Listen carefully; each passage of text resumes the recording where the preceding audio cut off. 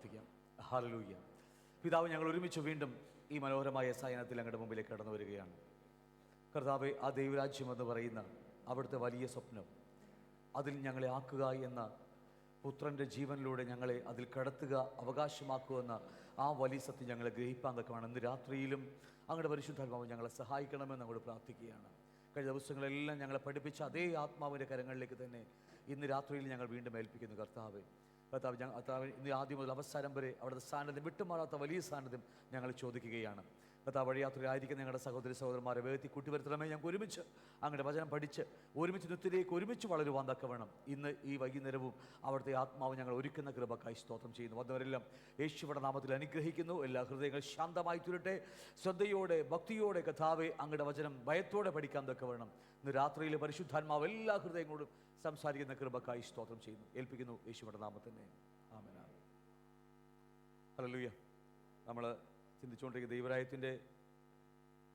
ദൈവരാജ്യം പഠിച്ചുകൊണ്ടിരിക്കുന്നത്, നമ്മൾ കഴിഞ്ഞ ദിവസം പഠിച്ചു തുടങ്ങിയത് അതിൽ എങ്ങനെ വീണ്ടും ജനിച്ചാൽ മാത്രമേ നമ്മൾ അതിന് അവകാശികളാകി തീരുള്ളൂ. നമ്മൾ കഴിഞ്ഞ ദിവസം പഠിച്ചു തുടങ്ങിയതാണ്. ഈ ഭൂമിയിൽ രണ്ട് തരം ജനനമുണ്ടെന്നും, ഒന്ന് സ്പിരിച്വൽ ബർത്തും ഒന്ന് ഫിസിക്കൽ ബർത്തിനെ കുറിച്ച് നമ്മൾ കഴിഞ്ഞ ദിവസങ്ങളിൽ കണ്ടത് കഴിഞ്ഞ കാര്യമാണ്. ഒരു അമ്മയുടെ ഉദരത്തിൽ ഉരുവാകുന്ന പോലെ തന്നെയാണ് ഈ സ്പിരിച്വൽ മണ്ഡലത്തിൽ ഇപ്പോൾ നമ്മൾ ഉരുവായിക്കൊണ്ടിരിക്കുന്നത്.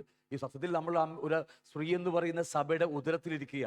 സ്ത്രീ എന്ന സഭ എന്ന് പറയുന്ന സ്ത്രീ പ്രസവിക്കാൻ പോകുന്നതേ ഉള്ളൂ എന്ന കാര്യം മറന്നു പോകരുത്. നമ്മൾ പഠിച്ച കാര്യം കഴിഞ്ഞ കാര്യമാണ്. നിങ്ങൾ ഒന്ന് ഓർത്തെടുത്താൽ മാത്രം മതി.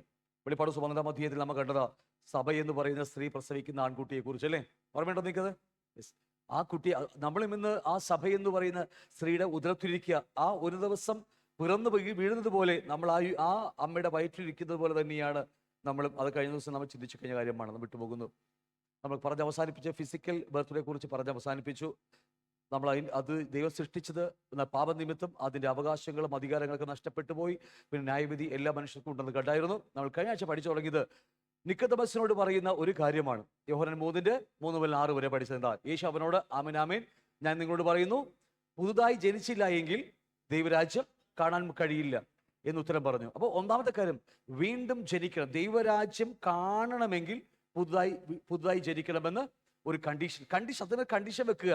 നമ്മൾ പണ്ട് പഠിച്ചിട്ടുണ്ട്. എങ്കിൽ എന്നൊരു വാക്ക് മിക്കവിടത്ത് നമുക്ക് കാണാൻ കഴിയും. എന്ന് വെച്ചാൽ ഒരു കണ്ടീഷൻ വെക്കുക നമുക്ക്, അല്ലേ? ആ കണ്ടീഷൻ പറയുക, നീ വീണ്ടും ജനിച്ചില്ല എങ്കിൽ എന്ത് പറ്റത്തില്ല? ദൈവരാജ്യം. അപ്പൊ ദൈവരാജ്യം കാണുവാൻ കഴിയും. അടുത്തത് താഴേക്ക് പറഞ്ഞു വരുമ്പോൾ 4-ാം വാക്യം, നിക്കോദെമസിനോട് അവനോട്, മനുഷ്യൻ വൃദ്ധനായ ശേഷം ജനിക്കുന്നത് എങ്ങനെ? അപ്പൊ നമുക്കറിയാം, നമ്മൾ കഴിഞ്ഞ ആഴ്ച പഠിച്ചതാ.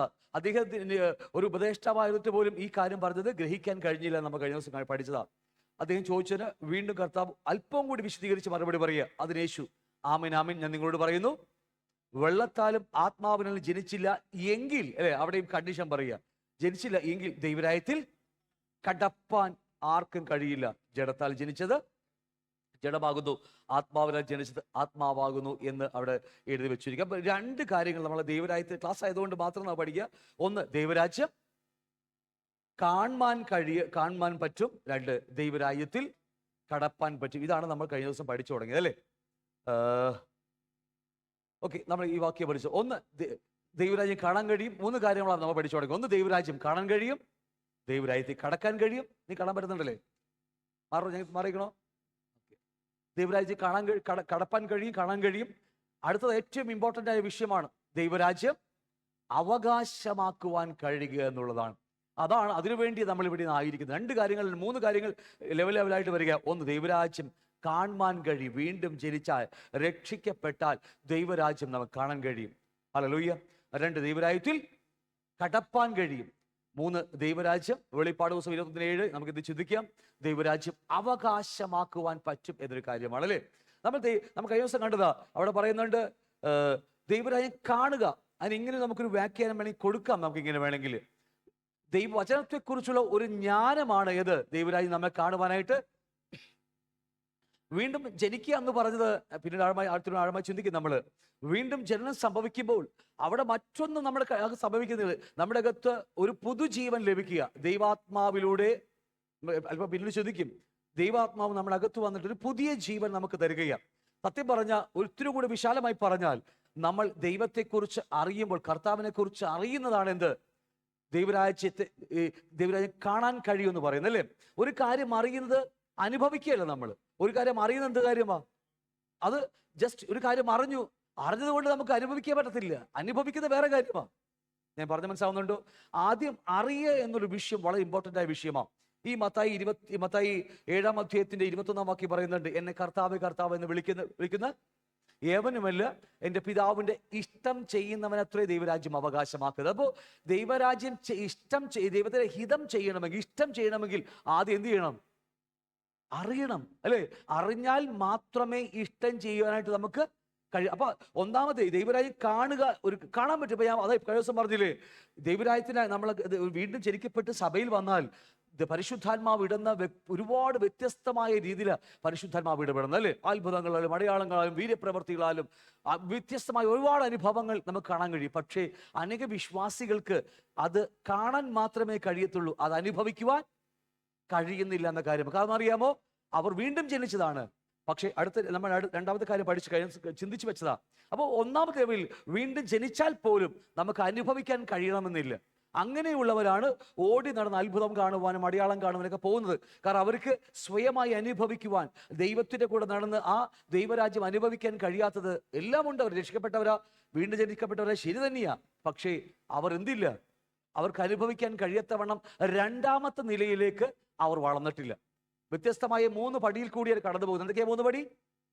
ദൈവരാജ്യം കാണാൻ കഴിയും, കടപ്പാൻ കഴിയും, അവകാശമാക്കുക. 3 വ്യത്യസ്തമായ രീതിയിലൂടെയാണ് നമ്മൾ ആ ദൈവരാജ്യത്തിനകത്ത് കടക്കുന്നത്. കാര്യം മറന്നു പോകരുത്. അപ്പൊ രണ്ടാമത്തത്, ദൈവരാജ്യത്തിൽ എങ്ങനെ നമുക്ക് അതിനുള്ളിൽ കടപ്പാൻ കഴിയും? ആമേൻ ഞാൻ നിങ്ങളോട് പറയുന്നു, വെള്ളത്താലും ആത്മാവിനാലും ജനിച്ചില്ല എങ്കിൽ. നിക്കോദെമോസിനോട് എടുത്തു പറയുന്ന കാര്യമാണ്. 2 റീസൺ പറയുക. ഒന്ന്, ദൈവരാജ്യം കാണാൻ പറ്റി, 2 ദൈവരാജ്യം കടപ്പാൻ കഴിയും. എങ്ങനെ കടക്കുന്നത്? വെള്ളത്താലും ആത്മാവിനാലും. അപ്പൊ നമുക്ക് അത് നമ്മൾ അറിയുന്ന തിരുവചനം അല്ലെങ്കിൽ പഠിക്കുന്ന വചനങ്ങൾ നമ്മൾ അനുഭവിക്കാൻ തുടങ്ങുമ്പോഴാണ് അത് നമുക്ക് എന്താ പറയുക, ദൈവരാജ്യത്തിനകത്തേക്ക് കയറി നമ്മൾ കയറി നിൽക്കുന്നത്. ഞാൻ പറഞ്ഞ മനസ്സിലാവുന്നുണ്ടോ? കാണാൻ കഴിയും, കടക്കാൻ കഴിയുന്നത്. കടന്നാൽ നമുക്ക് എന്ത് ചെയ്യാൻ പറ്റും? കടന്നു കഴിഞ്ഞാൽ നമുക്ക് അനുഭവിക്കാൻ പറ്റും ദൈവരാജ്യം. ഭക്ഷണവും പാനീയം, തുടക്കത്തിൽ പറഞ്ഞ ഓർമ്മയുണ്ടോ? ദൈവരാജ്യം ഭക്ഷണവും പാനീയമല്ല, പിന്നെ എങ്ങനെയാ? പരിശുദ്ധാത്മാവില് ആ സന്തോഷമൊക്കെ നമ്മൾ അനുഭവിക്കാൻ കഴിയുന്നില്ല എങ്കിൽ, ദൈവസ്വരം കേൾക്കാൻ കഴിയുന്നത് ബൈബിൾ 5 അധ്യായം വായിക്കുമ്പോൾ നമുക്ക് ആ ദൈവസ്വരത്തിൽ നിന്ന് നമുക്ക് ഗ്രഹിക്കാൻ കഴിയുന്നില്ലെങ്കിൽ, പരിശുദ്ധാത്മാവ് സംസാരിക്കുന്നില്ലെങ്കിൽ, അവിടെ നമുക്ക് രണ്ടാമത്തെ പടിയിലേക്ക് നിങ്ങളുടെ കൂടെ ഉണ്ടോ എല്ലാവരും? ഫാസ്റ്റിംഗ് ബ്രദർ കഴിഞ്ഞപ്പോൾ എല്ലാവരും മങ്ങലായി, അല്ലേ? ഫാസ്റ്റിംഗ് ബ്രദർ നല്ല കാര്യമാണ്, നല്ല അനുഭവമായിരുന്നു ഫാസ്റ്റിംഗ് ബ്രദർ. പക്ഷേ അത് കഴിഞ്ഞപ്പോഴത്തേക്കും നമ്മൾ ഇത്തിരി കൂടി, അല്ലേ? അപ്പൊ എന്താ പറ്റേ? അപ്പോൾ ദൈവവചനത്തെക്കുറിച്ച് അറിയാത്തിടത്തോളം കാലം നമുക്കത് കടപ്പാൻ അല്ലെങ്കിൽ അനുഭവിക്കാൻ കഴിയത്തില്ല. അനുഭവിക്കുന്നവരാണ് അത് അവകാശമാക്കി എടുക്കുന്നത് എന്ന് പറയട്ടെ. നമുക്ക് ഇത്തിരി കൂടി ഡീറ്റെയിൽസ് പഠിക്കാം. അപ്പോൾ ഒന്നും മറന്നു പോകരുത്. ദൈവരാജ്യം എന്നത് അവിടെ പറയുന്നു, ഒന്ന്, വീണ്ടും ജനിച്ചാൽ നമുക്ക് ദൈവരാജ്യം കാണാൻ കഴിയും. കടക്കണം എന്ത് വേണം? വെള്ളത്താലും ആത്മാ. കഴിഞ്ഞ പറഞ്ഞതാ, എന്നാലും ഒന്നും ജസ്റ്റ് വിട്ടു. എന്താ വെള്ളത്താലും ആത്മാവിനാലും കഴിഞ്ഞ പറഞ്ഞതാ. ഈ സ്നാനം വേണ്ട എന്ന് വിശ്വസിക്കുന്ന ഒരു വലിയ കൂട്ടം നമ്മുടെ സമൂഹത്തിലുണ്ട്. ഇവിടെ ഇഷ്ടം പോലെ നമ്മുടെ സഭക്കകത്ത് ഇഷ്ടം പോലെ ആൾക്കാർ സ്നാനം വേണ്ട എന്ന്. കാരണം രക്ഷിക്കപ്പെടുമ്പോൾ സ്നാനത്തിന്റെ ആവശ്യം ശരി തന്നെയാ. രക്ഷിക്കപ്പെടുവാൻ സ്നാനത്തിന്റെ ആവശ്യം നമുക്കില്ല. പക്ഷെ രക്ഷിക്കപ്പെട്ടവർ സ്നാനപ്പെട്ടില്ലെങ്കിൽ അവർ വിശ്വസിക്കുന്ന ആ രക്ഷ യഥാർത്ഥ രക്ഷയല്ല. ഇങ്ങനെ ഉണ്ട്, എല്ലാവരും ഉണ്ട് ഇവിടെ. അപ്പൊ സ്നാനം, മനസാന്തരം മുതൽ ഏറ്റുപറച്ചിൽ മുതൽ സ്നാനം വരെ ഇത് 3 ഒന്നാ. ഇതിനെ വേർപെടുക്കാൻ നമുക്ക് കഴിയത്തില്ല, അല്ലേ? സ്നാനം വേണ്ടാത്ത ഇഷ്ടംപോലെ ഗ്രൂപ്പ് എൻ്റെ കൂടെ, എനിക്ക് പരിചയക്കാർ ഇഷ്ടംപോലെ ഉണ്ട്. ഇപ്പൊ ഒരു കുതിര മാർക്ക് അരി വിൽക്കുന്ന ആള്, അദ്ദേഹത്തെ ഞങ്ങളുടെ കൂടെ മിനിസ്റ്റർ ചെയ്ത ആൾക്കാരാണ്. പക്ഷെ പിന്നീട് ഈ ഗ്രൂപ്പ് പെട്ടുപോയി. അങ്കമാലിയിലുള്ള കുതിര മാർക്ക് അരി എന്നൊക്കെ പറഞ്ഞ ആൾക്കാർ, അവരുടെ മുതലാളിയാണ്. അത് ഞങ്ങളെ വിട്ട് പിന്നീട് പോയി. ഈ ഉപദേശത്തിൽ പെട്ടുപോയി. ഏതാണെന്നറിയാമോ? സ്നാനം വേണ്ട. രക്ഷിക്കപ്പെടാൻ സ്നാനം വേണ്ട. ശരിയാ, രക്ഷിക്കപ്പെടാൻ സ്നാനം വേണ്ട. നമ്മൾ വിശ്വസിച്ചാൽ മാത്രം മതി. പക്ഷെ വിശ്വസിച്ചിട്ട് നമ്മൾ അത് സ്നാനപ്പെടുന്നില്ല എങ്കിൽ, എത്രയും വേഗം നമ്മുടെ ശരീരത്തെ കൊണ്ട് വെള്ളത്തിൽ അടക്കിയില്ലെങ്കിൽ, മണ്ണിൽ അടക്കിയില്ലെങ്കിൽ, തീർച്ചയായും ആ രക്ഷ അല്ലെങ്കിൽ ആ മാനസാന്തരം പൂർണ്ണമല്ല. ഞാൻ പറഞ്ഞു മനസ്സിലാവുന്നുണ്ട്? അപ്പോൾ മനസാന്തരവും ഏറ്റുപറച്ചിലും അങ്ങനെ വിശ്വാസവും മൂന്നാമത് വരുന്ന ഈ സ്നാനവും വേർതിരിക്കുവാൻ നമുക്ക് ആവത്തില്ല. അപ്പൊ അതുകൊണ്ട് ഇവിടെ ഒറ്റ വാക്കിൽ ഇവിടെ പറഞ്ഞിരിക്കുന്നത് വെള്ളത്താലുള്ള സ്നാനം എന്ന് പറഞ്ഞാൽ എന്താ? വെള്ളത്താൽ രക്ഷിക്കപ്പെടുകയില്ല. വെള്ളത്തിന് സ്നാനപ്പെടുമ്പോൾ അതിൽ ആദ്യം മുതലുള്ള എല്ലാം അവസാനിക്കുക. അങ്ങനെയല്ലേ? മിസ്രൈമിൽ നിന്ന് വിടിവിക്കപ്പെട്ടു വന്ന ആ കട്ടിളപ്പടിയിലും കുറുമ്പടിയിലും പുരട്ടിയ രക്തം മുതൽ മരുവിൽ കൂടി എന്താ പറയാ, ആ ചെങ്കടലിലെ വഴിയിലേക്ക് ഓടി വരുന്ന അനുഭവങ്ങളും പുറകെയുള്ള ഫറവോന്റെ അനുഭവങ്ങളും ദൈവം ചെങ്കടലിൽ വിഭാജിച്ച് അവർ അക്കരെ കടത്തിയ അനുഭവം, അവിടം വരെ, അല്ലെങ്കിൽ അവരുടെ പാരമ്പര്യ ശാപങ്ങളായിരിക്കുന്ന ഫറവോനും സൈന്യങ്ങളും ആ ചെങ്കടലിൽ എപ്പോൾ വരെ മുങ്ങിച്ചാകുന്നുവോ അതുവരെയാണ് ഒന്നാമത്തെ രക്ഷയുടെ വടി എന്ന് പറയുന്നത്. ഞാൻ പറഞ്ഞ മനസ്സിലാവുന്നുണ്ടോ? ഓക്കെ. രണ്ടാമത് ഒരു സ്നാനം കൊണ്ട് അവസാനിച്ചില്ല. ആ ഒരു സ്നാനം കൊണ്ട് അവസാനിപ്പിച്ച് രണ്ടാമത് സ്നാനം കൂടിയുണ്ട്. വേറൊരു സ്നാനമുണ്ട്, മരണമെന്ന സ്നാനമുണ്ട്. അത് വേറെ കാര്യം, അതേ വിടും, നമ്മുടെ വിഷയമല്ലാത്തതുകൊണ്ട് വിട്ടുപോകുകയാണ്. ഈ രണ്ടാമത്തെ സ്നാനം എന്ന് പറഞ്ഞാൽ മരുഭൂമിയിൽ ദൈവം കൊടുത്ത സ്നാനമുണ്ട്. നല്ല അല്പമായി ചിന്തിക്കും. അതും കൂടി ഈ രണ്ട് സ്നാനങ്ങൾ കടവ് ദൈവരാജ്യത്തിനകത്ത് നമ്മൾ കടക്കാൻ വരുന്നത് എന്നിപ്പോൾ അല്പമായി ചിന്തിക്കാൻ പോകുകയെ കുറിച്ച്. നമുക്കറിയാം മരുഭൂമിയെ കുറിച്ച്. മരുഭൂമിയിൽ ദൈവം മോശയ്ക്ക് ഒരു എന്താ പറയുക, ഒരു സമാഗമന കൂടാരം പണിയുവാനായിട്ട് ഒരു അവസരം കൊടുത്തു, അല്ലേ? ശരിയാണോ? ദൈവം സ്വർഗത്തിൽ ദൈവം ഇവരെ വിളിക്കുമ്പോൾ ദൈവത്തിന്റെ ഹൃദയത്തിൽ ഒരു ആഗ്രഹം ഉണ്ടായിരുന്നു. അതെന്നറിയാമോ? ഇസ്രായേൽ മക്കളെ വിളിക്കുമ്പോൾ ദൈവത്തിന് അവരുടെ മധ്യ വസിക്കുന്ന പടം നോക്കി, നിങ്ങൾ പടം നോക്കുമ്പോൾ തന്നെ അറിയാൻ പറ്റും. ദൈവത്തിന് മധ്യ വസിക്കുവാൻ ഒരു ആലയം വേണം. അത് അന്നും ഇന്നും എന്നും അത് തന്നെയാണ്. 1000 ആണ്ടിലും എല്ലാം ഒറ്റ ആഗ്രഹം, ദൈവത്തിന് മനുഷ്യരുടെ കൂടെ. അതാണ് അവസാനം വെളിപ്പാട് ദിവസം അവസാനിക്കുമ്പോൾ ഇതാ മനുഷ്യരുടെ കൂടെ ദൈവത്തിന്റെ. നിങ്ങൾ എന്താ മിണ്ടാതിരിക്കുന്നത്? ആദ്യമായിട്ട് കേൾക്കുന്ന പോലെ ഇരിക്കുന്നത്. ബൈബിളിനെ ഇപ്പൊ എത്ര പ്രാവശ്യം പുതിയ നിയമം വായിച്ച്? ഇതാ മനുഷ്യരുടെ കൂടെ ദൈവത്തിന്റെ കൂടാരം. ദൈവം ആഗ്രഹിക്കുന്നത് മനുഷ്യരുടെ ഇടയിൽ വസിക്കും. ആ പടം നിങ്ങൾ കണ്ടാൽ മനസ്സിലാകും. 3 ഗോത്രങ്ങൾ ഇവിടെ വടക്ക്, 3 ഗോത്രങ്ങൾ തെക്ക്, 3 ഗോത്രങ്ങൾ പടിഞ്ഞാറ്, 3 ഗോത്രങ്ങൾ തെക്കുമായി വിശാലമായ 22 ലക്ഷം ജനങ്ങളുമായി പുറപ്പെട്ട് 60 ലക്ഷം ജനങ്ങളായി പെറ്റുവരിക. ആ നടുവിൽ, ആ ജലത്തിന്റെ നടുവിലാണ് ദൈവം വസിക്കാൻ ആഗ്രഹിക്കുന്നത്. ഇത്രയും ക്ലിയറാണോ? പക്ഷെ എന്റെ ചോദ്യം, ഇപ്പോൾ ദൈവം ഇവിടെ വസിക്കുക ഈ ആലയത്തിൽ ഈ 3 സെക്ഷന പ്രാകാരം നമുക്കുണ്ട്. പ്രാകാരമുണ്ട്, പിന്നെ എന്തൊക്കെയുണ്ട്? വിശുദ്ധ സ്ഥലമുണ്ട്, അതിവിശുദ്ധ സ്ഥലം. ഈ 3 സെക്ഷനായിട്ടാണ് ദൈവം പഴയ കൂടാരം പണിത്, ദൈവത്തിന്റെ സമാഗമന കൂടാരം പണിത്, ടാബർനാക്കിൽ പണിതത്. ഇത് ദൈവത്തിന്റെ ഒരു മാതൃകയാണ്. ശ്രദ്ധിക്കണമേ, ഞാൻ പറഞ്ഞത് പ്രാകാരത്തിൽ ഇരിക്കുന്ന ജനത്തിന് ഈ അതിവിശുദ്ധ സ്ഥലത്ത് വെളിപ്പെടുന്ന ദൈവസാന്നിധ്യം അനുഭവിക്കാൻ കഴിയുമോ? ഇല്ലെന്ന് എന്താ പറയാൻ മടിക്കും നിങ്ങൾ? ഒരിക്കലും കഴിയത്തില്ല. പ്രാകാരത്തിൽ ഇരിക്കുന്ന അവര് യഹൂദന്മാരാ, ഇസ്രായേൽ മക്കൾ തന്നെയാ, ഒക്കെ ശരി തന്നെയാ. പക്ഷെ അവർക്ക് എന്തില്ല? അവർക്ക് ദൈവത്തെ അനുഭവിക്കാൻ കഴിയത്തില്ല. കാണാൻ കഴിയും, ആ മോളിൽ വരുന്ന ദൈവത്തെ ഇറങ്ങി വരുമ്പോൾ ഇവിടെ നിന്ന് അവർക്ക് കാണാൻ കഴിയും. പക്ഷേ അവർക്കത് അനുഭവിക്കുവാൻ അല്ലെങ്കിൽ കടക്കുവാൻ അവർക്ക് ആർക്കും കഴിയത്തില്ല. ഇത്ര ശരിയാണ് ഞാൻ പറഞ്ഞത്. അപ്പൊ അതുകൊണ്ട് ഒരു കാര്യം മറന്നു പോകരുത്. ഈ പറഞ്ഞ പോലെ പുറമേ നിൽക്കുന്ന സകല മനുഷ്യർക്കും ഇതുപോലെ ദശാംശം കൊടുക്കാം, ദൈവത്തെ ആരാധിക്കാം, എല്ലാം നമുക്ക് ഇതൊക്കെ ചെയ്യാൻ കഴിയും, ഇതൊക്കെ കാണുവാൻ കഴിയും. പക്ഷേ ദൈവത്തെ അനുഭവിക്കാൻ കഴിയത്തില്ല. നമുക്ക് തോന്നും ആരാധിക്കുമ്പോൾ ദൈവത്തെ അനുഭവിക്കാൻ കഴിയുമെന്ന്.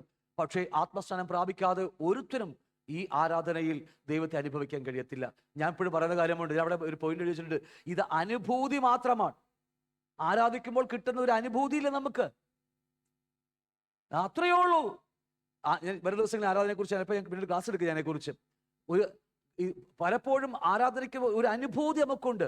ആത്മസ്നേഹത്താൽ മാത്രമേ പരിശുദ്ധാത്മാവ്, അല്ലെങ്കിൽ ശബരിയാസ്തുതിയോട് പറഞ്ഞ പോലെ ആ മലയിലും ഈ മലയിലും ഒന്നുമില്ല. പിന്നെ എന്താ?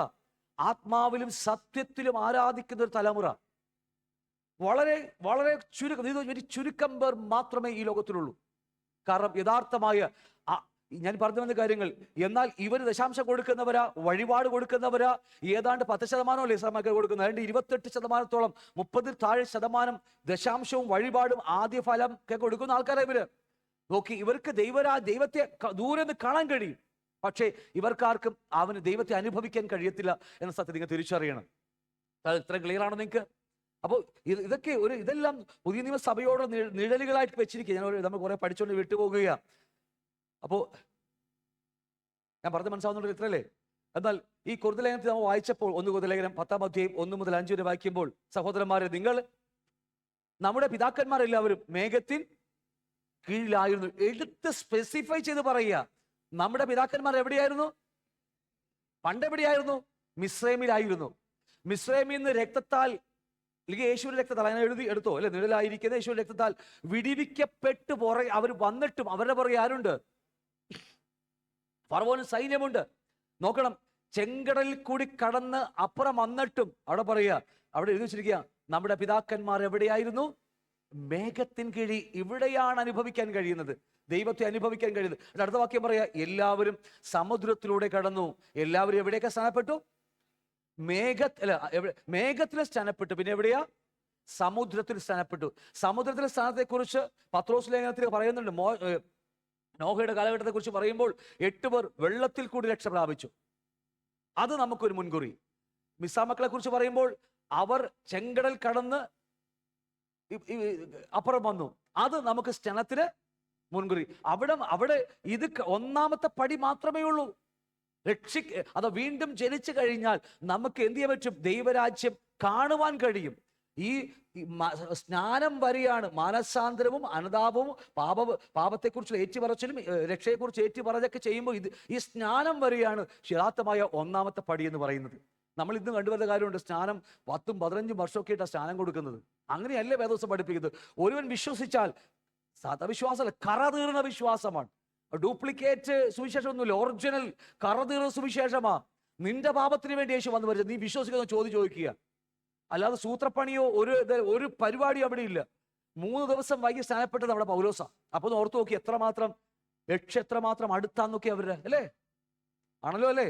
അപ്പം ഇത് കാലം മാറിപ്പോയി നമ്മുടെയൊക്കെ. നമ്മളിന്ന് ഒരുപാട് സ്ട്രാറ്റജീസും ഒരുപാട് കാര്യങ്ങൾ പറഞ്ഞ് മനുഷ്യരെ എന്താ പറയാ ട്രാപ്പ് ചെയ്ത് ഈ തന്ത്രങ്ങൾ ഉപയോഗിക്കുന്ന ആരാന്നറിയാമോ? സത്യത്തില് ആ തന്ത്രങ്ങൾ ഉപയോഗിക്കുന്നത് പറ, കറക്റ്റ് എവിടെയൊക്കെ പറയണ്ടല്ലേ? ഈ തന്ത്രങ്ങൾ ഉപയോഗിക്കുന്ന തന്ത്രങ്ങൾ ആരുടെ പക്കലാണ് ഉള്ളത്? ശരിക്കും പറഞ്ഞ പിശാചിന്റെ ഈ ടാക്ടിക്സ് എന്ന് പറയുന്ന സാധനം പിശാചിന്റെ പക്കലാണ് ഉള്ളത്. നിങ്ങൾക്ക് എൻ്റെ കൂടെ ഉണ്ടല്ലോ എല്ലാവരും. ഇതിന് ദേഷ്യം തോന്നുന്നുണ്ട്. ടാക്ടിക്സ് എന്ന് പറയുന്ന വാക്ക് തന്നെ അവന്റെ വാക്കാ. പലപ്പോഴും നമ്മൾ ഈ MBA തന്ത്രങ്ങളും മറ്റേ എന്താ പറയുക പല ഇതൊക്കെ ഉപയോഗിച്ച് നമ്മൾ ഈ സുവിശേഷം പറയാ. എന്തിനാ വളഞ്ഞ വഴി? കർത്താവ് ക്രൂശിൽ മരിച്ചെന്ന് പറയാൻ നമുക്ക് മടി എന്തിനാ പറയുന്നത്, അല്ലേ? അത് പറയാൻ വേണ്ടി വിളിച്ചിരിക്കുന്നത്. എൻ്റെ കൂടെ ഉണ്ട് എല്ലാവരും. അപ്പൊ അതുകൊണ്ട് അന്നൊക്കെ അതുകൊണ്ട് 1-ാം നൂറ്റാണ്ടില് രക്ഷ എന്ന് വെച്ചാൽ തൊട്ടടുക്ക് വാദിക്കില്ല. കഴിഞ്ഞോ അടുത്ത സെക്കൻഡ് സ്നാനപ്പെടുക. അവരുടെ വിശ്വാസമൊക്കെ കുറച്ച വിശ്വാസമായിരുന്നു. നമ്മൾ ഈ വളഞ്ഞ വഴിയൊക്കെ ഉപയോഗിച്ച് കുറെ ഈ ടാക്ടിക്സ് ഒക്കെ അവന്റെ സാധനം നമ്മളെടുത്ത് ഉപയോഗിച്ചുകൊണ്ട് നമുക്ക് ഈ മിസ്റ്റേക്ക് പറ്റി പോകുന്നു. എന്തുമാകട്ടെ, ഇവർ 2 സ്ഥാനപ്പെട്ടു. ഒന്നെങ്കിൽ വെള്ളത്താൽ സ്ഥാനപ്പെട്ടു. അത് ഈ ആദ്യത്തെ രക്ഷ വീണ്ടും ദൈവരാജ്യം കാണാൻ കഴിയുമെന്ന് പറയുന്നത് എവിടെ വരെയാണെന്നറിയാമോ? മാനസാന്തരം മുതൽ ഈ സ്നാനം വരെ. ഇതിൽ ഓരോന്നായി വേർതിരിച്ച് ഉള്ളി പൊളിക്കുന്നവരെ പൊളിക്കാൻ പറ്റത്തില്ല. ഇതെല്ലാം കൂടി ഒന്നായി നിൽക്കുക ആണല്ലോ. എന്നോടുണ്ടോ നിങ്ങളെല്ലാവരും, അല്ലേ? ഉള്ളി പൊളിച്ച ഇത് മാറ്റി വെച്ചത് ഒന്നും പറയാൻ പറ്റത്തില്ല.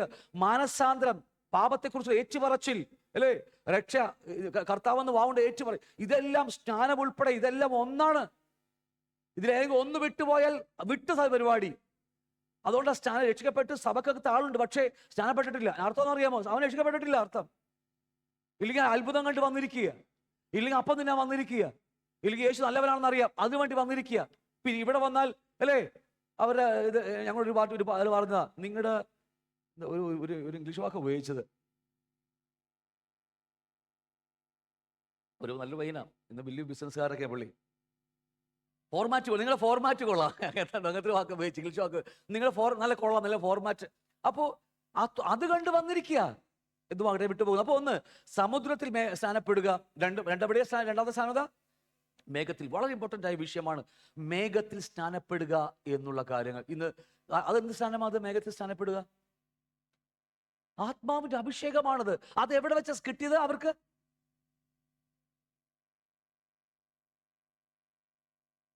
ഞാൻ തിരിച്ചതിലേക്ക് പുറകെ വരാം. എവിടെ വെച്ചാൽ അവർക്ക് കിട്ടിയത്? നോക്കിയേ, മിസ്രൈമിൽ നിന്ന് വിടുവിക്കപ്പെട്ട് 10 അത്ഭുതങ്ങൾ ദൈവം ചെയ്ത് അവരെ ഓടിച്ച് എന്താ പറയാ ഈ ചെങ്കടൽ കൊണ്ടുവന്നു. ചെങ്കടൽ കടന്ന് അപ്പുറം കടന്ന് ചെങ്കടൽ, അല്ലേ? ചെങ്കടൽ സ്നാനത്തിന് മുൻകുറി. ചെങ്കടൽ ആ ഒന്നാമത്തെ വെള്ളത്തിലുള്ള സ്നാനം കഴിഞ്ഞ് മരുഭൂമിയിലേക്ക് വന്നപ്പോഴാണ് എന്ത് സംഭവിച്ചത്? മേഘത്തിലുള്ള സ്നാനം നടന്നത്. ആണോ ഇല്ലയോ? അവിടെ മുതലാണ് അവരെ നയിക്കുവാൻ ഒരു മേഘമുണ്ടായിരുന്നു. ആ മേഘമാണ് അവരെ എങ്ങോട്ട് കൊണ്ടുപോയത്? കനാനിലേക്ക് കൊണ്ടുപോയത്. ക്ലിയർ ആണോ ഞാൻ പറഞ്ഞത്? അവരെ ആ മേഘമാണ്. ആ മേഘം രാവിലെ പകൽ അഗ്നിനൂടായി, അല്ലെ, രാത്രി അഗ്നിനൂടായി, പകൽ മേഘസ്തംഭമായിട്ട് അവരെ വഴി കാണിച്ചുകൊണ്ട് പോയത് ഗൂഗിൾ മാപ്പ് അല്ലത്. ഞാൻ പറഞ്ഞ മനസ്സിലാവുന്നുണ്ട് നിങ്ങൾക്ക്?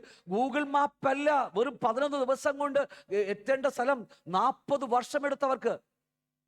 ഹല്ലേലൂയ. നമ്മളാണ് ഗൂഗിൾ മാപ്പ് നോക്കി പെട്ടെന്ന് 11 ദിവസം വേണ്ട, അതിന് മുമ്പേ നമ്മുടെ അടുത്ത് എത്തും. ഹല്ലേലൂയ. കുറുക്ക് വഴി കൂടി. ഞാൻ പറഞ്ഞ മനസ്സിലാവുന്നുണ്ടോ? ഇത് ഗൂഗിൾ മാപ്പ് പരിപാടിയില്ലെന്ന്. അവർ പോയത്, അവരെ നയിച്ചുകൊണ്ട് പോയത് പരിശുദ്ധാത്മാവിന്റെ സ്നാനമായിരുന്നു. അല്ലെങ്കിൽ മേഘത്തിലുള്ള സ്നാനം. ഇത്രയും ക്ലിയർ ആണല്ലോ?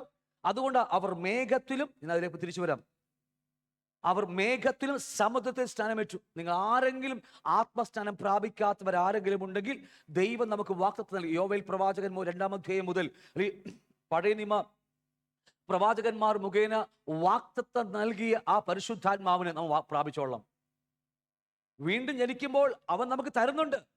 നമ്മുടെ അകത്ത് വീണ്ടും ജനം സംഭവിക്കുന്നുണ്ട്, ശരി തന്നെയാ. പക്ഷേ വാഗ്ദത്തം ചോദിച്ചു വാങ്ങേണ്ടതാണ്.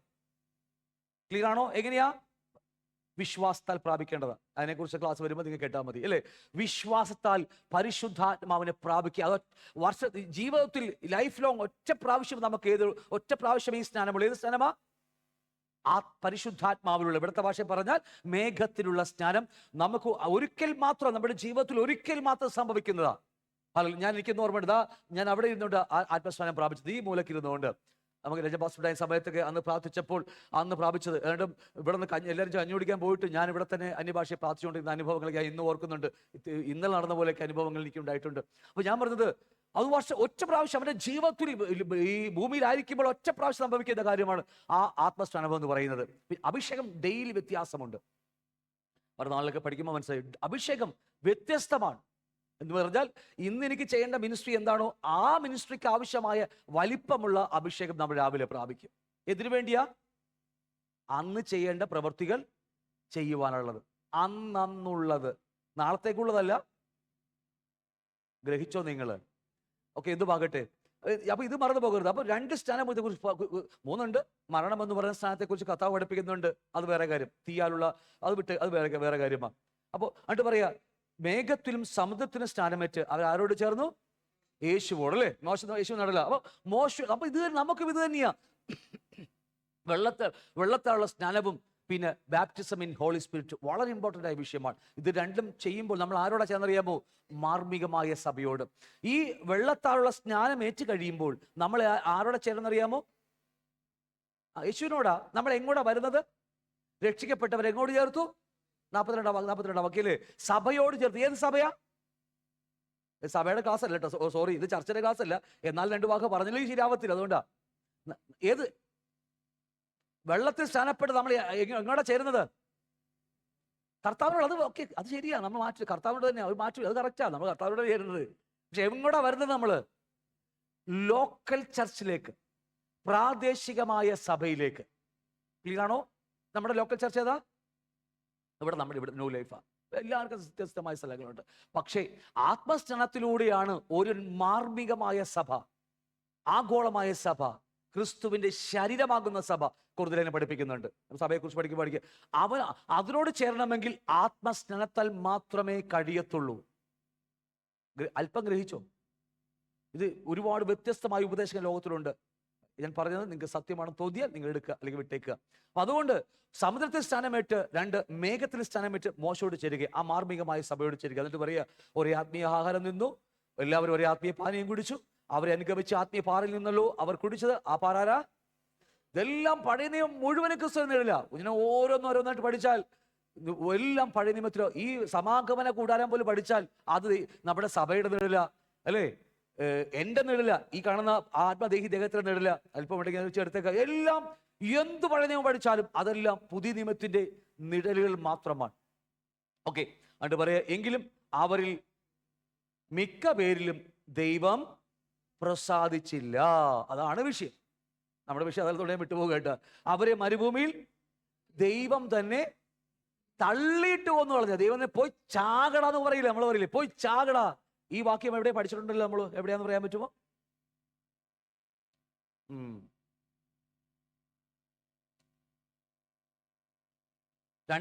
രണ്ട് തെസ്സലോനിക്ക ലേഖനം 2-ാം അധ്യായം.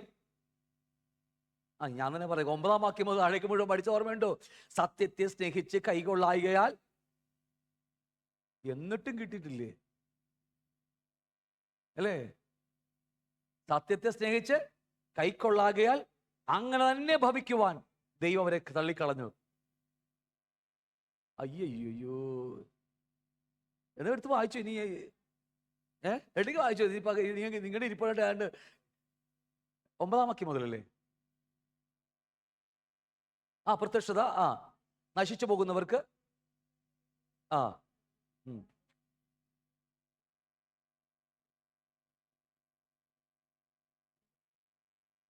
ആർക്ക്? നശിച്ചു പോകുന്നവർക്ക്. ഓക്കെ, അടുത്തത്. ഇത് സഭയ്ക്ക് ദൂതാണേ എന്ന് മറന്നു പോകരുത്. തെസ്സലോനിക്ക ലേഖനമാണ്, സഭയൊക്കെയുള്ള ദൂതം. അടുത്തത് കൈക്കൊള്ളാൻ അങ്ങനെ തന്നെ അങ്ങനെ ഭവിക്കും. താഴേക്ക് വായിച്ചു.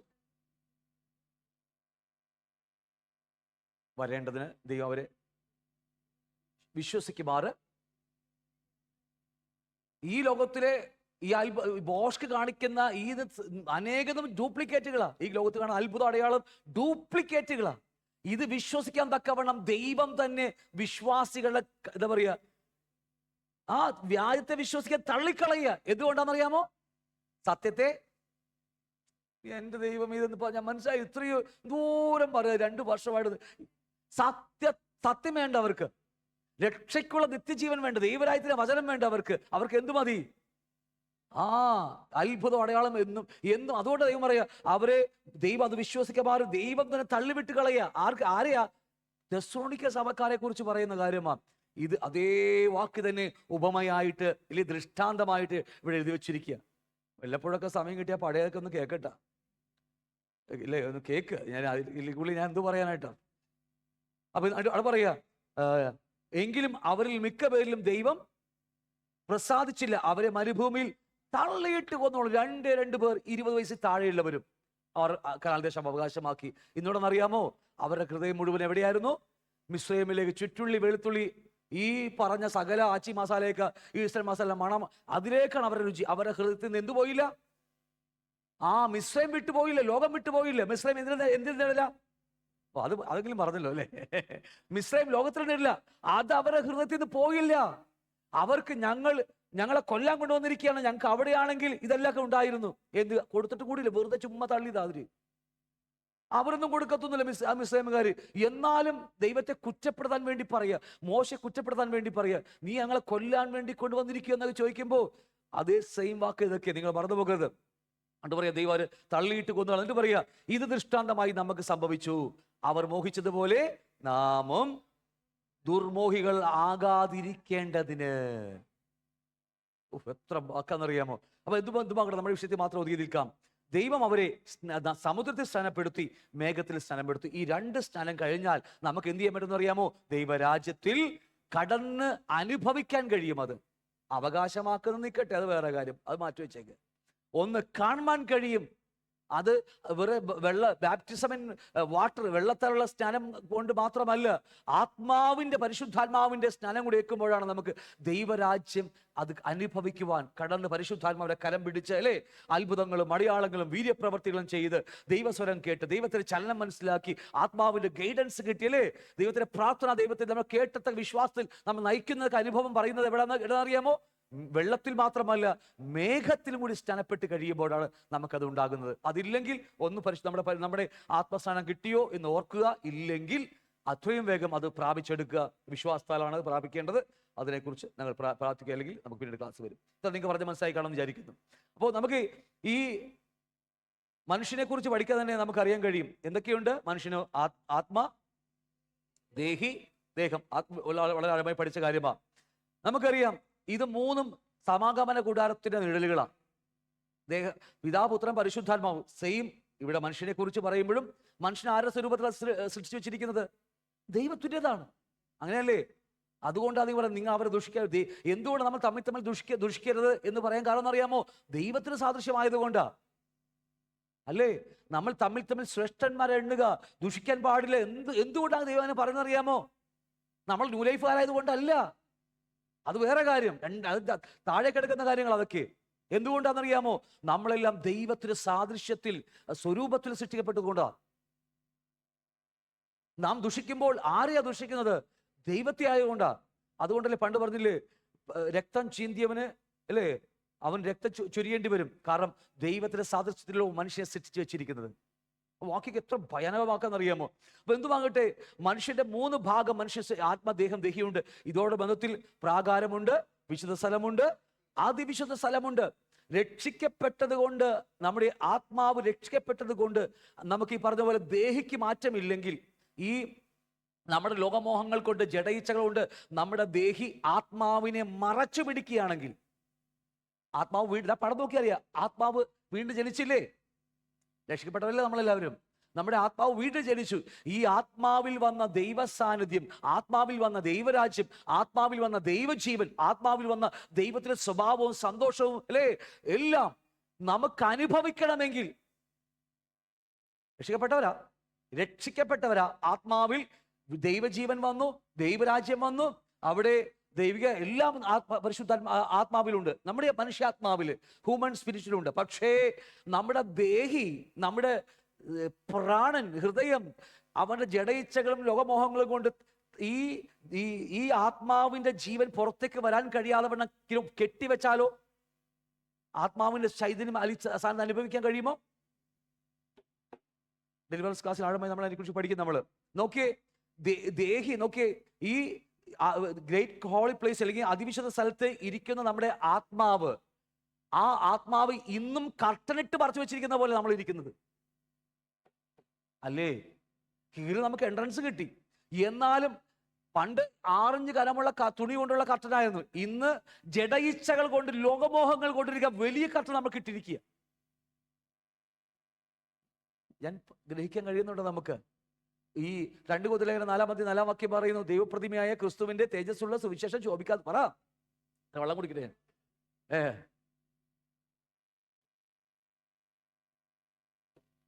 വല്ലപ്പോഴെങ്കിലും ഒന്ന് വായിച്ച് പഠിക്കട്ടെ. ദൈവപ്രതിമയായ ക്രിസ്തുവിന്റെ തേജസ്സുള്ള സുവിശേഷം ശോഭിക്കാതിരിപ്പാൻ തക്കവണ്ണം അല്ലേ? ഈ ലോകത്തിന്റെ നമുക്കറിയാം, ആ പുള്ളിക്കാരറിയാം, നമ്മുടെ മനസ്സിനെ കുരുടാക്കി കളഞ്ഞു. അതുകൊണ്ട് ആ കുരുടിങ്ങനെ ഇരിക്കുന്നിടത്തോളം കാലം രക്ഷിക്കപ്പെട്ട് സഭക്കകത്ത് വന്നാലും, ആത്മാവിൽ വന്ന അല്ലെങ്കിൽ അതിവിശുദ്ധ സ്ഥലത്ത് വന്നിരിക്കുന്ന ദൈവസാന്നിധ്യവും ദൈവത്തിന്റെ സ്വഭാവവും എല്ലാം നമുക്ക് അനുഭവിക്കാൻ കഴിയത്തില്ല, കടപ്പാൻ കഴിയത്തില്ല. ക്ലിയർ ആണല്ലോ? അവിടെ ആ കർട്ടൻ, ഇന്ന് ലോകമോഹം, പണ്ട് കർത്താവ് കർട്ടൻ കീറിക്കളഞ്ഞതാ, പക്ഷെ ഇന്ന് നമ്മൾ ലോകമോഹങ്ങളെ ജഡയിച്ചത് കൊണ്ടും ആ കർട്ടൻ വീണ്ടും നമ്മൾ ഇട്ടിരിക്കുക. പലപ്പോഴും പരിശോധിച്ച് നോക്കുക, ഇല്ലെങ്കിൽ ആ കർട്ടൻ അങ്ങനെ നമ്മൾ തന്നെ കീറിക്കളയും. കർത്താവിന് കീറാൻ വരത്തൊന്നുമില്ല, ഒരിക്കൽ കീറുക അല്ലേ? ഇനി കീറേണ്ടത് നമ്മൾ ഓരോരുത്തരുമാണെന്ന കാര്യം മറന്നു പോകരുത്. അത് പൊട്ടിക്കുന്നില്ലെങ്കിൽ ഒരിക്കലും ദൈവരാജ്യത്തിന്റെ അനുഭവം, കടന്നുള്ള അനുഭവം നമുക്ക് അനുഭവിക്കാൻ കഴിയത്തില്ല. കണ്ടു നിങ്ങൾ നിൽക്കാൻ, നമുക്കിങ്ങനെ കണ്ടെങ്കിൽ നമുക്ക് നിൽക്കാൻ കഴിയും, അനുഭവിക്കാൻ കഴിയത്തില്ല. കാരണം അനുഭവിക്കുന്ന എവിടെയാ? നമ്മുടെ സന്തോഷവും നമ്മുടെ ഇച്ചിരിയുള്ള അല്ലേ എല്ലാ സമാധാനങ്ങളും നമ്മുടെ എവിടെയാ അവൻ അനുഭവിക്കുന്നത്? ആത്മാവിലാണോ? പിന്നെ എവിടെയാ? നമ്മുടെ ഹൃദയത്തിനകത്താലേ. അങ്ങനെയല്ലേ? ശമ്പളം കിട്ടുമ്പോൾ സന്തോഷം തോന്നി, എക്സാമ്പിൾ പറഞ്ഞതാ. എവിടെയാ അനുഭവിക്കുന്നത്? ആത്മാവിലാണ് ശമ്പളം കിട്ടിയത്. അല്ല, നമ്മുടെ ഈ കാണുന്ന ഹൃദയത്തിനകത്താ ആണല്ലോ. ശമ്പളം കിട്ടിയ സന്തോഷമൊക്കെ ഒരാഴ്ച കഴിയുമ്പോൾ, പാലുകാരനും വാടകക്കാലം കൊടുത്തു കഴിയുമ്പോൾ ആ സന്തോഷം പോകും. പക്ഷേ മറ്റേതുണ്ടല്ലോ, ആത്മാവിൽ നിന്ന് ഒഴുകി വരുന്ന സന്തോഷം, അത് പാൽക്കാലം വന്നാലും അല്ലെ, ഒന്ന് വാടക കൊടുത്താൽ നീർന്നു പോകത്തില്ല, അത് ലൈഫ് ലോങ് ഉള്ളതാ. അതാ പറഞ്ഞത്, ദേഹിയെയും അല്ലെ ആത്മാവിനെയും മറയ്ക്കുന്ന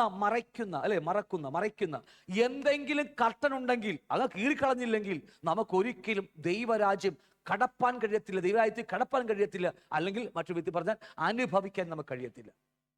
ഹല്ലേലൂയ. ക്ലിയർ ആണല്ലോ? ജാതികൾക്കറിയാം നമ്മുടെ ഇവിടെ നടക്കുന്ന അത്ഭുതങ്ങളും അടയാളങ്ങളും ദൈവത്തിന്റെ സമാധാനങ്ങളും ഒക്കെ അനുഭവിക്കുന്ന ആൾക്കാർ. അവർ ദൈവത്തെ കടന്നിട്ട് പോലുമില്ല, കണ്ടിട്ട് പോലുമില്ല, ജസ്റ്റ് ഒരു കാഴ്ചക്കാരായിട്ട് മാത്രം ഇരിക്കുന്ന ആൾക്കാരാ എന്ന കാര്യം മറന്നു പോകരുത്. നിങ്ങൾക്ക് പറഞ്ഞ മനസ്സിലാവുന്നുണ്ടോ? സമാഗമന കൂടാതെ പോലും മനുഷ്യന്റെ തൃത്വത്തിൽ പഠിക്കാൻ വേണ്ടി വെച്ചിരിക്കുന്നു, ദൈവത്തിന്റെ തൃത്വം. ഇതൊക്കെ എല്ലാം ഒന്ന് തന്നെ. അതുകൊണ്ട് മനുഷ്യനും ദൈവത്തെ, ഞാൻ എപ്പോഴും പറയുന്ന കാര്യമാ, ഉൽപ്പത്തി പുസ്തകം 3-ാം അധ്യായം 15-ാം വാക്യം, ഒരു വാക്യമുണ്ടല്ലോ, സ്ത്രീയുടെ സന്തതി സർപ്പത്തിന്റെ തലയെ തകർക്കും എന്നൊക്കെ പറഞ്ഞില്ലേ? ഈ സ്ത്രീയുടെ സന്തതി ആരാ?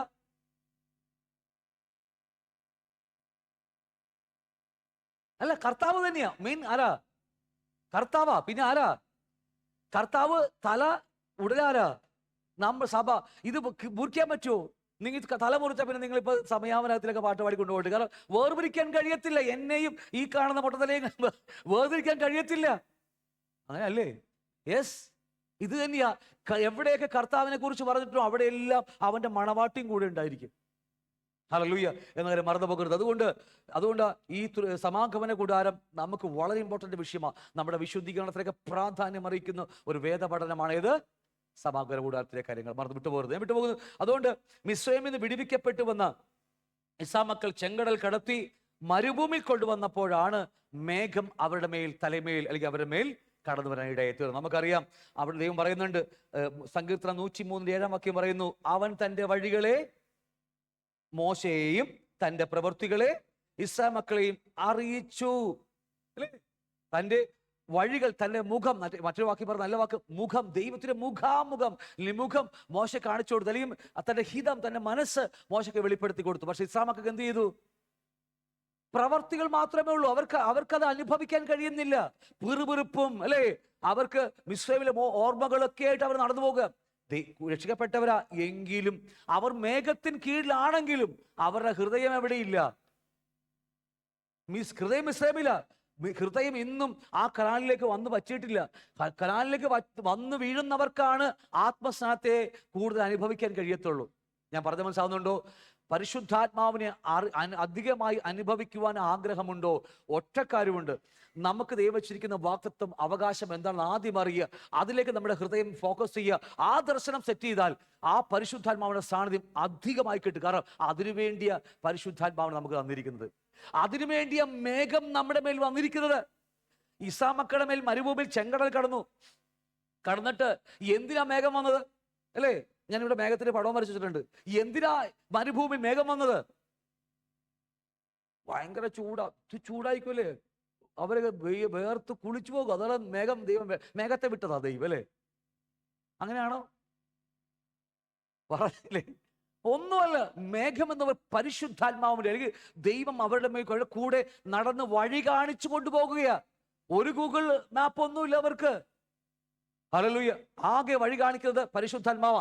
ഇതെല്ലാം ഓരോന്നായി ഞാൻ വിവരിക്കാൻ പോയാൽ ഇത് ഇന്ന് നമുക്കുള്ള ഗൈഡൻസാ. ഓരോ വ്യക്തിപരമായി സഭകൾക്ക് വേറെ.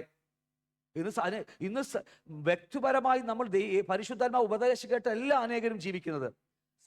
സഭയിൽ പരിശുദ്ധന്മാർ സ്വരം കേൾക്കാൻ പോയിട്ട് ഇരിക്കാൻ പോലും പ്രാർത്ഥിക്കാൻ പോലും ഇന്ന് നമുക്ക് സമയം കിട്ടും. വലിയ ആഗോളമായ കാര്യം പറയുക, ആഗോളമായ കാര്യം. പരിശുദ്ധന്മാർ ഗൈഡൻസിന് പോലും സമയം നമുക്ക് അനേകം, ഞാൻ ഇവിടുത്തെ കാര്യമല്ലല്ലോ, ആഗോളമായ കാര്യം പറയുക, അതിന് പോലും സമയം കൊടുക്കുന്നതിന് ആകെ നമ്മളെ നയിച്ചുകൊണ്ട് പോകുന്ന ഒരു കാര്യം മറന്നു പോകരുത്, ഈ മേഘമാണ്. ഈ മേഘത്തിന് കീഴിൽ നിൽക്കുന്നവർ മാത്രമേ ആ കനാൽ ദേശത്തെത്തി ചേരത്തുള്ളൂ. ഈ സമകൾ മേഘത്തിന് അടിയിൽ ഉണ്ടായിരുന്നു, പക്ഷേ അവരുടെ ഹൃദയം മുഴുവൻ എന്താണെന്നറിയാമോ? മിസ്രൈമാ. ഹല്ലേലൂയ. ഈ മിസ്രൈം വിടാതെ ഈ മേഘത്തിന് താഴെ ഇങ്ങനെ പോകണമെന്ന് വിചാരിച്ചോണ്ട് കാര്യമില്ല. ഹൃദയം എവിടെയാ? എന്നെ അതരം കൊണ്ട് ബഹുമാനിക്കുന്നു അവർ. ഹൃദയം, മത്തായി പറയുന്നത് 18-18 പറയുന്നത്, അവർ ഹൃദയം കൊണ്ട് എന്നെ വിട്ട്. ഞാൻ പറഞ്ഞില്ലേ, നമുക്ക് ഇവിടെ അടിച്ചു പൊളിച്ച് സഭയെ വരാം, അല്ലേ, അടിച്ചു പൊളിച്ച് ആരാധിക്കുക ഒക്കെ എല്ലാം ഇവിടെ നമുക്ക് ചെയ്യാൻ പറ്റും. പക്ഷേ ഹൃദയം എവിടെയാണെന്നറിയാമോ? വേറെ അടുത്താ, അല്ലേ? ലോകത്തിലും നമ്മുടെ ബിസിനസ്സിലും നമ്മുടെ മറ്റ് വ്യത്യസ്തമായി നമ്മുടെ ആ മോഹങ്ങളിൽ കിടക്കുക നമ്മുടെ ഹൃദയം. പിന്നെ ഈ മേഘം കൊണ്ട് വല്ല ഗുണമുണ്ടോ? മേഘം അങ്ങോട്ട് പോകുമ്പോ ഇവർ ഇങ്ങോട്ട് പോയി കളയും. എന്നിട്ട് പറയും ഇങ്ങനെ തിരിച്ചു വാ എന്നൊക്കെ പറയും, അല്ലേ? ഇതല്ല. ഇത് യഥാർത്ഥമായ ക്രിസ്ത്യജീവൻ എന്ന് പറഞ്ഞാൽ പരിശുദ്ധാത്മാവിൽ കീഴ്പ്പെട്ട് അവന്റെ ഗൈഡൻസ് വെച്ച് മേഘം എങ്ങനെ പോകുന്നുവോ അതിന് പുറകെ പോകാനാണ് വിളിച്ചിരിക്കുന്നത്. അതൊന്നും ലോകത്ത് കാണാൻ പോലും വളരെ റയർ. അവിടെ ഇവിടെ മുക്കിലും മൂലക്ക് വല്ല മാത്രമേ ഉള്ളൂ. ഇന്ന് കാരണം അറിയാമോ? നമ്മൾ ഒരുപാട് സാധനത്തിനകത്ത് കയറിപ്പോയി. ടെക്നോളജിയും ടാക്ടിക്സും, അല്ലേ, പല സാധനങ്ങൾ നമ്മൾ കടന്ന് എല്ലാം കർത്താവിനെ വരെ നമ്മൾ പഠിപ്പിച്ചു കളയും. ഞാൻ പറഞ്ഞ് മനസ്സിലാവുന്നുണ്ടോ? ഇതൊറ്റ കാര്യമുള്ള മേഘം നമ്മുടെ മുമ്പേ പോകുന്നു, അതിനെ പുറകെ അനുഗമിക്കുക. അതുകൊണ്ടാണ് നിങ്ങൾ നമ്മൾ ഇവിടെ ഒരു വാക്യം വായിച്ചില്ല, ആ വാക്യം ഒന്ന് എടുത്തേക്ക് നോക്കിയേ. നിങ്ങളെ 4-ാം വാക്യം, അവർ ഒരു ആത്മീയഹാരം തിന്നു, എല്ലാവരും ഒരു ആത്മീയ പാനീയം കുടിച്ചു, അവരെ അനുഗമിച്ച ആത്മീയ പാറ. ആ വാക്യം ഞാൻ ഓരോന്നോട്ട് ചിന്തിക്കാൻ പോയ എല്ലാം ഓരോട്ട് മുറിച്ച് എടുക്കേണ്ടി വരും. അവരെ അനുഗമിച്ച ആ പാറ ഏതാ? ആ പാറ ഏതാ? യേശു. ആ പാറ എവിടെയാ നിൽക്കുന്നത് ഇപ്പോ? ആ പാറ ഇപ്പൊ എവിടെയാ? അവരെ കുറിച്ച് ഞാൻ പറയുന്നത്. അല്ലെന്നേ, അവരെ അനുഗമിച്ചത്. അപ്പൊ അവരെ പുറകെയല്ലേ ഈ പറഞ്ഞത്. പുതിയ നിയമത്തിലേക്ക് വരുമ്പോ നമ്മുടെ പുറകെയല്ല, നമ്മുടെ മുമ്പേ കർത്താവ് പോയിക്കൊണ്ടിരിക്കുന്നത്. അവരെ പുറകെ, ജസ്റ്റ് ആ വാക്ക് ഞാൻ ജസ്റ്റ് അനുഗമിച്ച് അവരെ പുറകെ എന്താ പറയുക, സഹായമായി നിന്ന് ആ ഇതിനെക്കുറിച്ച് പറഞ്ഞു വരുമ്പോഴേ ആ വാക്കുകൾ വളരെ ഇമ്പോർട്ടൻ്റ് വിഷയമാണ്. ഞാൻ ജസ്റ്റ് ഒന്ന് ഓടിച്ചു വിട്ട് പറഞ്ഞു പോയത് മാത്രമേ ഉള്ളൂ അതിനെക്കുറിച്ചൊക്കെ. എന്തുമാകട്ടെ, ഈ പറഞ്ഞതുപോലെ നമ്മുടെ ചെങ്കടൽ കടന്നു. അവിടം വരെ അവർ സ്നാനപ്പെട്ട ശേഷം, അല്ലെങ്കിൽ ചെങ്കടൽ സ്നാനപ്പെട്ട ശേഷമാണ് അവർ മരുഭൂമിയിലേക്ക് കടക്കുന്നതും മരുഭൂമിയിൽ അവർക്ക് മേഘമായിട്ട് കർത്താവ് അവരെ പുറകെ അവരെ കൂടെ നടന്ന കാര്യം വരുന്നത്. ഇതാ നിങ്ങൾക്ക് പറഞ്ഞ മനസ്സിലാവുന്നുണ്ടോ? അവിടെ ഒരു എഴുതിച്ചിട്ടുണ്ട്, മിസ്രൈമിൽ വെച്ച് ദൈവത്തിന്റെ പ്രവൃത്തിയിൽ കണ്ടു, മരുഭൂമിയിൽ വെച്ച് ദൈവത്തെ അനുഭവിക്കുന്നവർക്ക് മാത്രമേ ആ ദൈവരാജ്യത്തിൽ കടക്കാൻ കഴിയത്തുള്ളൂ. അല്ലേ? അവിടെ പറഞ്ഞ മരുഭൂമിയിൽ വെച്ച് ദൈവത്തെ അനുഭവിക്കണമെങ്കിൽ മേഘത്തിന് കീഴിൽ തന്നെ നമ്മൾ നിൽക്കേണ്ടി വരും. ഇല്ലെങ്കിൽ നമുക്ക് അനുഭവിക്കാനായിട്ട് കഴിയത്തില്ല. ഇതെല്ലാം നമ്മളെ എങ്ങോട്ടാ കൊണ്ടുപോകുന്നറിയാമോ? വാഗ്ദത്ത കനാനിലേക്ക് കൊണ്ടുപോകുന്ന കാര്യമാണ്, വിട്ടുപോകണ്ട. അതുകൊണ്ട് മിസ്രൈമിൽ വെച്ച് ദൈവത്തിന്റെ പ്രവൃത്തിയിൽ കണ്ടു, നമുക്ക് കാണാൻ കഴിയും. 2, മരുഭൂമിയിൽ വെച്ച് ദൈവത്തെ അനുഭവിക്കാൻ കഴിയും. അത് മേഘത്തിന് കീഴിൽ നിന്ന് അനുഭവിക്കാൻ കഴിയും. നമ്മൾ നേരത്തെ പറഞ്ഞ കടക്കുക എന്ന് പറഞ്ഞ കാര്യം അല്ലേ. 3, കനാലിലെ യുദ്ധത്തിൽ ജയിക്കുവാൻ അവർക്ക് കഴിയണമെങ്കിൽ, ഈ പറഞ്ഞതുപോലെ നമ്മുടെ ഭാഷ പറഞ്ഞ അവകാശമാക്കണമെങ്കിൽ ഇന്ന് നമുക്ക് ആ ദൈവരാജ്യം അനുഭവിക്കാൻ കഴിയണം. ഞാൻ പറഞ്ഞ മനസ്സിലാവുന്നുണ്ടോ? ദൈവരാജ്യം കാണാൻ മാത്രമല്ല, അതിൽ കടന്ന് അനുഭവിക്കുവാനും പതിയെ നമ്മൾ ആ യുദ്ധം ചെയ്ത്. യുദ്ധമുണ്ട്. കനാലിൽ യുദ്ധമുണ്ടായിരുന്നു. ഇസ്രായേൽ കനാൽ ദേശത്തെത്തിയിട്ട് യുദ്ധമുണ്ടായിരുന്നു ഇല്ലയോ? പോയിട്ട് മറ്റേ വില്ലേജ് പോയിട്ട് ഇന്ന ആതിരി കാണിച്ച് എഴുതി മേടിക്കണം ചെയ്തവര്. അങ്ങനെയാണെന്ന് ബൈബിൾ അങ്ങനെ ഉണ്ടോ? വാഗ്ദത്ത കനാലിൽ ദൈവം കൊടുത്ത വാഗ്ദത്ത കനാലിൽ ആരാ കിടക്കുന്നത്? ഇപ്പോ 7 മലന്മാരായ ജാതികൾ. അവിടെ പോയിട്ട് നിങ്ങൾ മാറിക്കോന്ന് പറഞ്ഞിട്ട് വില്ലേജിൽ പോയിട്ട് എഴുതി മേടിക്കുന്ന പരിപാടിയല്ല. അതവർ എന്താ പറയുക, യുദ്ധം ചെയ്ത് പിടിക്കുന്ന പരിപാടിയാണ്. ആ യുദ്ധമാണെന്ന് ചെയ്യാൻ നമ്മൾ പറഞ്ഞുകൊണ്ടിരിക്കുന്നത്. തമ്മിലല്ല, നമ്മൾ വളഞ്ഞ് മാറിപ്പോയി. ശരി, റൂട്ട് തെറ്റിപ്പോയി, തമ്മിലായിപ്പോയി. എവിടെയാ? നമ്മോട് തന്നെ യുദ്ധം ചെയ്ത ആരോടാ? നമ്മുടെ മനസ്സ്, നമ്മുടെ ജഡം. അതിനുശേഷം വരുന്ന പിശാചൊക്കെ വരുന്നുള്ളൂ. ആദ്യം നമുക്കെതിരെ നിൽക്കുന്നത് നമ്മുടെ മനസ്സാ. നമ്മുടെ പഴയ വിദ്യാഭ്യാസങ്ങളും അറിവുകളും അല്ലെ, പല കാര്യങ്ങൾ നമ്മുടെ ഹൃദയത്തിൽ കിടക്കുക. ഇതാണ് നമ്മളെ വഴിതെറ്റിക്കുന്നത്. അതിന്മേലെ പിശാച് നമ്മളെ എന്താ പറയുക, വളച്ചു കളയുന്നത്. അപ്പൊ അതുകൊണ്ട് ഈ കാര്യം മറന്നു പോകരുത്. ദൈവരാജ്യം കാണാൻ കഴിയും. കടക്കാന്ന് പറഞ്ഞ ഒറ്റവാക്യം പറഞ്ഞ അനുഭവിക്കാൻ, അതാ ആ വാക്കും കൂടി ചേർന്ന് വന്നാലും ഒരു ഭംഗി ഉണ്ടാവത്തുള്ളൂ.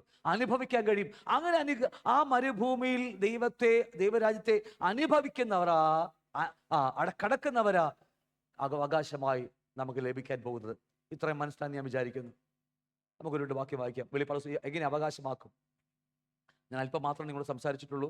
വെളിപ്പാട് 21-ാം 7-ാം വാക്യം പറയുന്നു, പിന്നെയും അവൻ എന്നോട്